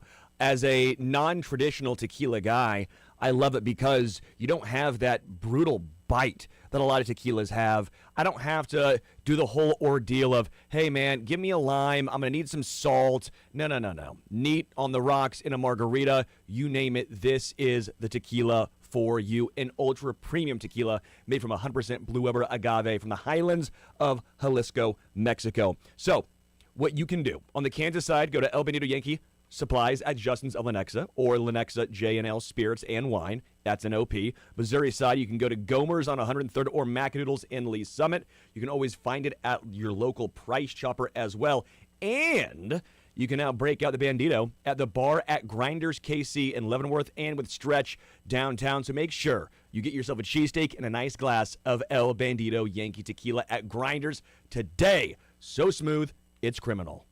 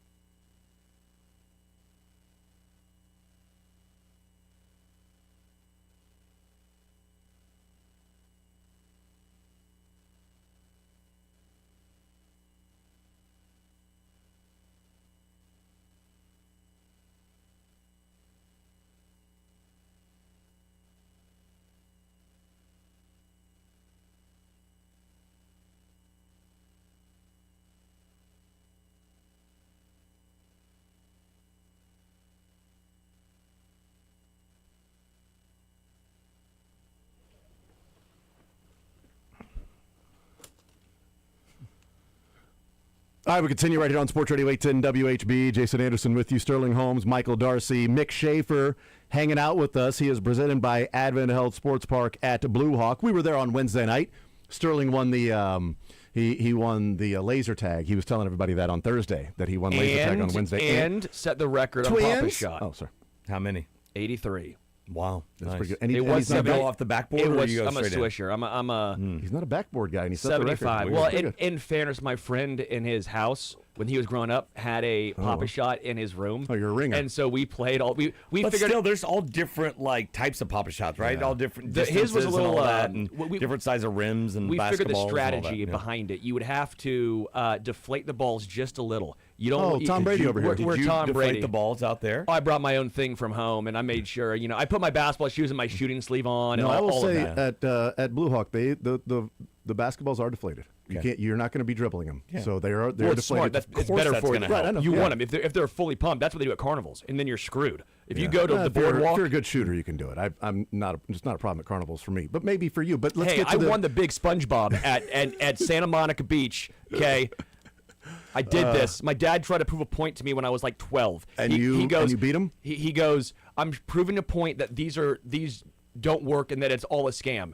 And he had to make 4 to 5, and I made the first 4, and I gave him the 5th, and he missed, and I won a big SpongeBob. It was so big, they had to send it back separate because we couldn't get it on the plane. Oh, that seems worth it. Handing the ball to your dad after nailing the first 4 It was is so It tough. might be the greatest feeling I've had in my life. I've been searching my life for that feeling. I'll never get it again. It's why sometimes you'll find me on the street at 4 a.m. I'm kidding. I thought it was odd that when he was getting ready to shoot, you went, "Don't worry, Dad. I've hustled a hell of a lot better players than you before." It's like white men can't jump. White men can't jump. Exactly. Gear on. Exactly. I'm gonna go to my car and I'm gonna get all of y'all. I'm gonna go pick up my gun. I'm shooting everybody out here. Give them the jump. That was great, man. You got 4 out of 5 at the carnival. That was a long time ago. Yeah, well, it was. Yes, I'm when washed you were, now. Yeah, when you were good. You and Mahomes just totally washed. Once you get in your 31. 30s. We're both 31, I think, Well, he's right? 30. Okay. Yeah, don't age this man. Don't age this man. All right, he's not 31 for another year. Let him finish this be a while. football season. September, Okay. yeah. Yeah, absolutely. It's next year. Okay, he's got his full 30-year-old off season starting in February, hopefully. What happened? Nothing. I Oh. thought you knew like the order of the months. I still laugh at your joke that you made a couple years ago of I guarantee the Chiefs are still going to be playing games in February, or was it in January? Yeah, right. And A couple games in a January. couple games in It's January. the first year of the 17-game schedule. Well, They I played mean- like on the 2nd and the 9th. They are going to play in January this year. They're good enough to play in January. They will this year. play in January this year. They will play. They're good enough to play in January this year. You should put that out again and Put see out how many there. Yeah, see how we'll many see. people fall for it. Plenty would, I think. Yeah, probably. So I asked this question to Matt Derrick, and Sterling had prior commitments during that segment with Matt Derrick, and to Michael Darcy as well. They both guessed it correctly. Ooh, okay. So now you guys are now on the spot. Pressure. So, which Chiefs wide receiver, specifically one, leads the team in separation versus man coverage? Now, he is this particular player is right in front of Garrett Wilson, but unfortunately he's behind him. He leads the team in separation. Separation versus man coverage. So how much separation he gains when he's being guarded man to man. We can. I'm going to say objectively measure that. That was going to be my Tyquan guess. Thornton. Tyquan Thornton's your guest? You guys are so stupid. It's Tyquan Thornton. Yeah. Look at all 4 of you got it right with Tyquan Thornton. Now you got to guess. Because I figured it wasn't going to be Rasheed Rice or even But it is worthy. his Since are a you're little- asking it. His separation rates are different than how Amon-Ra gets there. Like Sure. Amon-Ra St. Brown being the guy who's ahead of Tyquan. It's like, yeah, and JSN Well, and then versus two- Tyquan running down the field. He has that separation because he's faster. I don't know how they measure this, but he's run a lot In more feet. go routes though than Right, exactly. 10-yard ends or hitches or Yes. drag routes where it's easier to cover you those routes. Who would you guess is last on the team? Rasheed Rice. Of the receivers? The receivers on the team, yep. Hold on, let me. I would say Juju would be my guess. I think That was he's Michael's craftier. guess? I think he's craftier than that. I would say Rasheed or Hollywood. Since Hollywood's played more, I'd say Hollywood. Rasheed. I think I would have been. I should have gone with it. Because he has a smaller sample size. I should have gone with Rasheed and Juju are really fighting it out for last, and they're below average. Actually, the second highest on the Chiefs is Travis Kelce. which doesn't seem like, hold on, man-to-man, it seems like he's he guarded. doesn't have a route. Yes. He just runs He's to where like, they're not. okay, you're there. Yes. I'm just going to go this way. But I asked Matt Derrick that because, we saw Tyquan Thornton play a little bit more and have a few more targets head his way. And now with Hollywood Brown out, I do wonder if the Chiefs start to, I don't know, tap into somebody that seems to be open on their team. Like, you're going up against teams that are just saying man-to-man. I mean, we're going man-to-man against this team because they can't, defeat it. And you've got a guy who had, a reception for 9 yards and that quick comeback to the sticks. You had a guy that was in the end zone that was open that you hit. It's a great play by the defense, but he's caught those plays, those catches, made those catches before throughout the year. That let's get him out there and play a little bit more and see if he can gain the separation. Because on that quick comeback, he was open where Xavier Worthy ran the same route earlier and was guarded and also didn't really run the route all that well. Now, I don't know if that's correlation causation, by the way. If Xavier Worthy ran it and they saw him sort of slow play and not drive back to the football, and then Thornton gets in there and drives back to the football and catches it on a timing route, if that's like, okay, Xavier, then we're going to put 80 in there to do it. How did we get to this point? How did the Chiefs get to this point? Because I think we've been saying and seeing this for weeks and weeks and weeks of Tyquan Thornton is better in the current Xavier Worthy role, and Xavier Worthy is better than the current Hollywood role. Could be. We just haven't seen. But in the glimpses we've seen, even that 22-yard catch he made, there was more of the Hollywood Brown route than the. So that's true. Yeah. And so I'm sitting here just wondering, we're not smarter than these guys.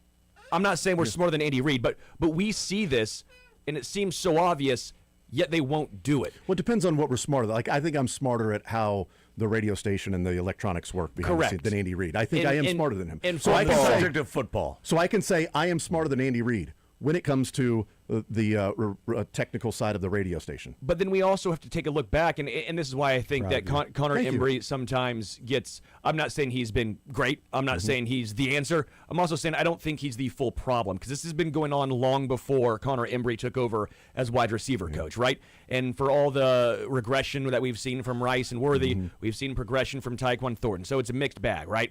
But the point remains, they've spent a lot of draft capital, high draft capital, and we went into this year saying, is this a top 5 wide receiver unit, top to bottom, in the entire NFL? So where is the disconnect? Is it the players? Is it the scheme? Is it the players trying to fit into the scheme? Because there's some sort of disconnect somewhere, because the eye test and the actuality and the results don't line up with what I think the viewpoint is of these players. They had a month and a half of great play, too, right? Of scoring 28 or more points, and everybody was going to eat and all that stuff. And so they were eating a lot, like the first, 5 or 6 games of Rasheed coming back, this thing was on. Yeah. Yes. And then it fell off a cliff. Yeah, they scored 59 points in the first 2 weeks that Rasheed returned against the Raiders and the Commanders, 31 and 28, and he was a big part of those games. Yeah. And then they scored 21 and 19 and 20 and 28 against the Cowboys, or 23, I should say, against the Colts, 28 against the Cowboys, and then 10. Man, look, 2 of the games have been against the Broncos and the Texans, 2 great defenses, but other games have been against the Colts and the Cowboys. Yeah. Yeah, which should be better. The Bills and the Cowboys. So a better example there. Of bad defenses. Yeah, you should be better in those games, and they just haven't. So I don't know that that's going to mean with Hollywood out that we're going to see more Tyquan Thornton, but I like it. It just, this season has been really odd because last year we heard, Patrick Mahomes talking about, sometimes I just got to throw it deep and make the defense know that we're going to do that, right? And just when the opportunities are there, you got to take advantage of it and take the shots when they present themselves. And we heard that last year. We heard that in the offseason. And then this week we hear Mahomes say, well, sometimes I just got to take what's there. I got to take the check down. I got to take the short throw. It's like, hold on. So what are we doing now? Is it just Mahomes being the quarterback robotic? I'm going to give you the answer, and I'll take responsibility for whatever's going on. Yeah. Well, sometimes I just got to take the first down that's there and not try to, go for the home run and throw to a guy who's open. We ask these coaches all the time, hey, is Xavier going to be featured more? Is it more targets for Hollywood, all that stuff? But, I mean, how often is he dropping back and going after the first read? I feel like a lot less often than he is just running around, getting outside the pocket, waiting for some guy on that kind of secondary route to get open. I feel like that happens way more. And a lot of times, hey, maybe Xavier's a bigger part of the game plan than we realize. It's just when the bullets start flying, different things happen. Yeah. And, Pat's never been a guy who's going to hit his back foot and just fire on his first read. He is going to want to take the best option out there because he does so much. And a lot of times that leads to elongated plays and sometimes sacks, but sometimes great plays too. I feel like sometimes early on in the game, it looks like Mahomes is like, all right, 3-step, 5-step, boom, get it out. Let's go. Let's get a rhythm going. And then as the game goes along, as you start to get a feel of what the offensive line is doing and what the defense is doing, then it kind of gets into the ad-lib part of when you're past the scripted plays and, some of those things, you get more into the ad-lib part. It just doesn't feel as like backstep, fire, rhythm, let's go, move the chains, keep it moving. I just think it's systematically antiquated, outdated, and old. I mean, this has been a decline for 3 years, and it's tough when you win a Super Bowl, go back to one going 15-2 to say we need a change because you're saying, well, the results are there. But 22 was the high water mark for this offense as far as I think what it could be post Tyreek Hill. Yeah. They also put more emphasis on the defense. They changed philosophically how they operated, and 2022 was a great change. That worked. Well, then teams caught on. But in 23, they took a downturn, but they still won the Super Bowl, right? So you're saying, we don't want to adjust too much because what if we try something new and it doesn't work? We know we can at least get there. We just proved we can win it with this. And then 24 happened. It was a slog. It was gross. Even 23, Patrick said that they won the Super Bowl and said it wasn't very fun. started in 23. And it said it wasn't very fun, right? And so then you had 24, but again, you go 15-2 and you're finding ways to win. So do you want to really scrap it and start over? Well, now we're here. But we've seen this decline for 3 straight years now, and I think, again, we're looking at an outdated, antiquated offense that finally the underlying metrics and numbers have caught up with the reality of it. Because last year, again, the underlying numbers were not super they didn't love the Chiefs. No. So now I think we have them finally married, and now is when I think this offseason, go in. There's a lot of adjustments that need to be made. News in the NFL before we give our predictions. News in the NFL out of Pittsburgh. TJ Watt has now been ruled out for Monday night against the Dolphins after having surgery for the collapsed lung that took place when he was going through dry needling. Oh, I think that needle went a little too deep. Probably so. I'm pretty sure. And that was oh my god. And that was at the team facility too. So it wasn't like he was off on his own getting. That was at the team facility. With what was the doctor, Chargers? Tyrod Taylor. Same guy? Did he? Tyrod Taylor. I don't know. That's a good question because that's how Steelers? Justin Herbert got his first start. Yeah. Was that morning? Against Chiefs. Dude. That morning was they collapsed the lung. He and went had to Kill Bill on him. Yeah, that's right. Not Kill Bill. How? Pulp Fiction. Pulp Fiction. Get the shot. So I stab it 3 times. No, down in the stabbing. How bad does that have to hurt? That I bet it has hurts to. pretty bad. I feel like that has to be one of the like. Well, that's why they took him to the Your hospital. 'cause lung. He was in so much pain, and they were like, "Well, we should probably go check it out at the hospital." And they're like, "Oh yeah, we went that I guess that needle should have been a little more wet, so we did the dry part of it." So he is now. They didn't know what the timetable would be, but they said that he will make a full recovery, which is good. But making a full recovery in a week or 5 years is a little different. But he's been ruled out for Monday. They haven't said anything about like the season or anything like that. But they're in must-win territory, and they're going up against the Dolphins that are playing some pretty good football, and they'll be without T.J. Watt. That trainer got some splaining to do with your stud defensive player of the year that's going to be missing. Those guys, all that soft tissue and all that muscle, it's a long way to get to a lung, right? I agree, right? Not a doctor. Maybe there's some areas where you're just going skin and lung, but wow. I don't know if sure. is there a spot that's just straight skin to lung? I don't know.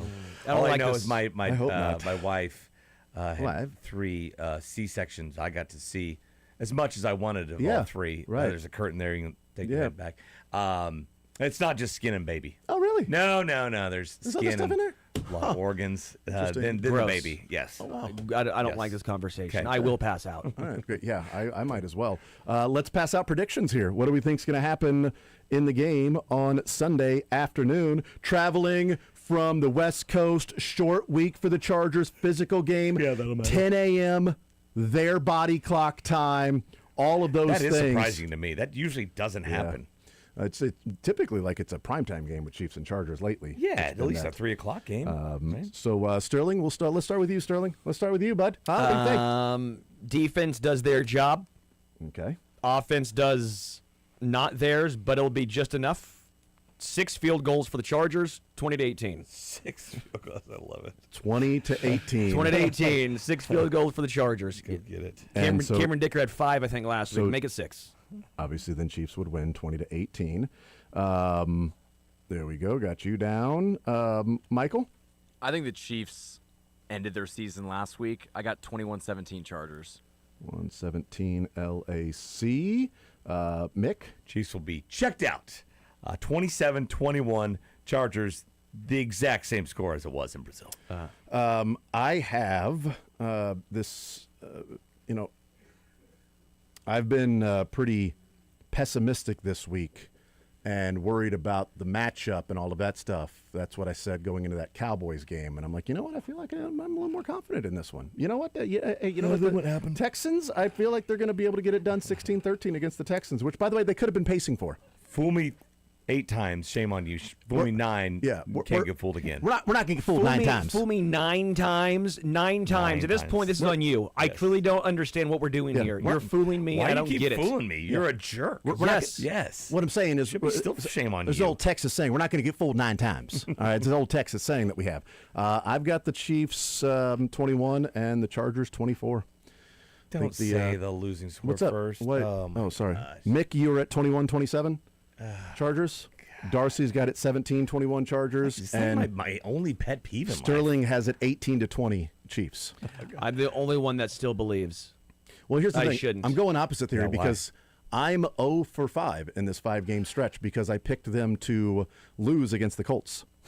In the other games, I picked them to win. So this is great for everybody. They're going to drop to a 3% chance after they lose, and all But next then it's week. like, the if this Chargers lose happens, out, Chiefs going to win out. The Chargers lose out, and that's I think they'll be they can be mathematically eliminated on Sunday. Are you saying they're going to be cuts?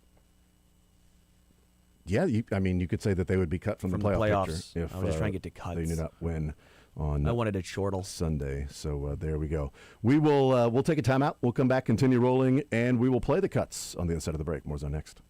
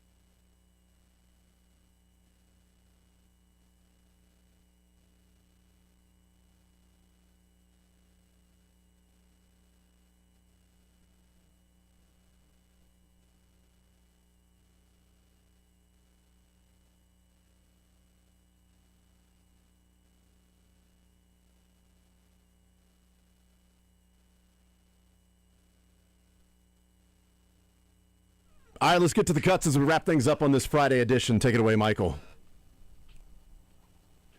And I heard that bald, can I say penis-looking head guy? No, probably not. I think you did. Yeah, okay. And what's his name? Paul Feinbaum. Feinbaum. Sherm wants to act like he's Lebo, and I'll be Hershey Rice. But all right, let's do that. No, oh, we're not gonna do just for a few seconds. You're Rasheed Rice. You're your locker.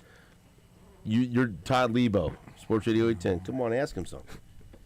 What happened on the play that you dropped the ball? Man, shut your bald ass up, man. I ain't talking your shit. That's how you answer it. Yeah, that's what I would do if I'm him. Talking to your stupid ass. Yeah, Jason's trying to sign off the show. It sounds like I might do it. Jason does not have the mic in his Can you guys hear Mick yes. talking? Apparently what it sounded like last Friday. All right, for Jason and Sterling and all the other people on the show whose names I don't know, Michael. I'm Nick Schaefer, the most important one, signing off the show for the first time ever. God, it feels so good. Yeah, that sounded horrible. Apparently that's what it sounded like. Radio. Great. I know. What are you gonna say? You say something smart ass. Dad. Master. Darth. Harrison Bader. No, which one? No, which one? Get it? Say it. Say it. Say master and then his last name. Come on. Jake wants you to. Come Master. on. Yeah? Bader. Ah, No, Bader. Oh, masturbator. Then he says I it just like did that for the zone guys. Would they like that? Thank Jared you. Goff's dad. Jared Goff's dad. Would you like Jack. that or not? Is that really his dad's name? I doubt it. Okay. What's next, Michael? And my last thing that I'll say about this whole Notre Dame thing, because I know that it's coming out as a whiny little bitch. I get it. I get it. Because almost in the back of my mind, I feel like a whiny little bitch. I get it.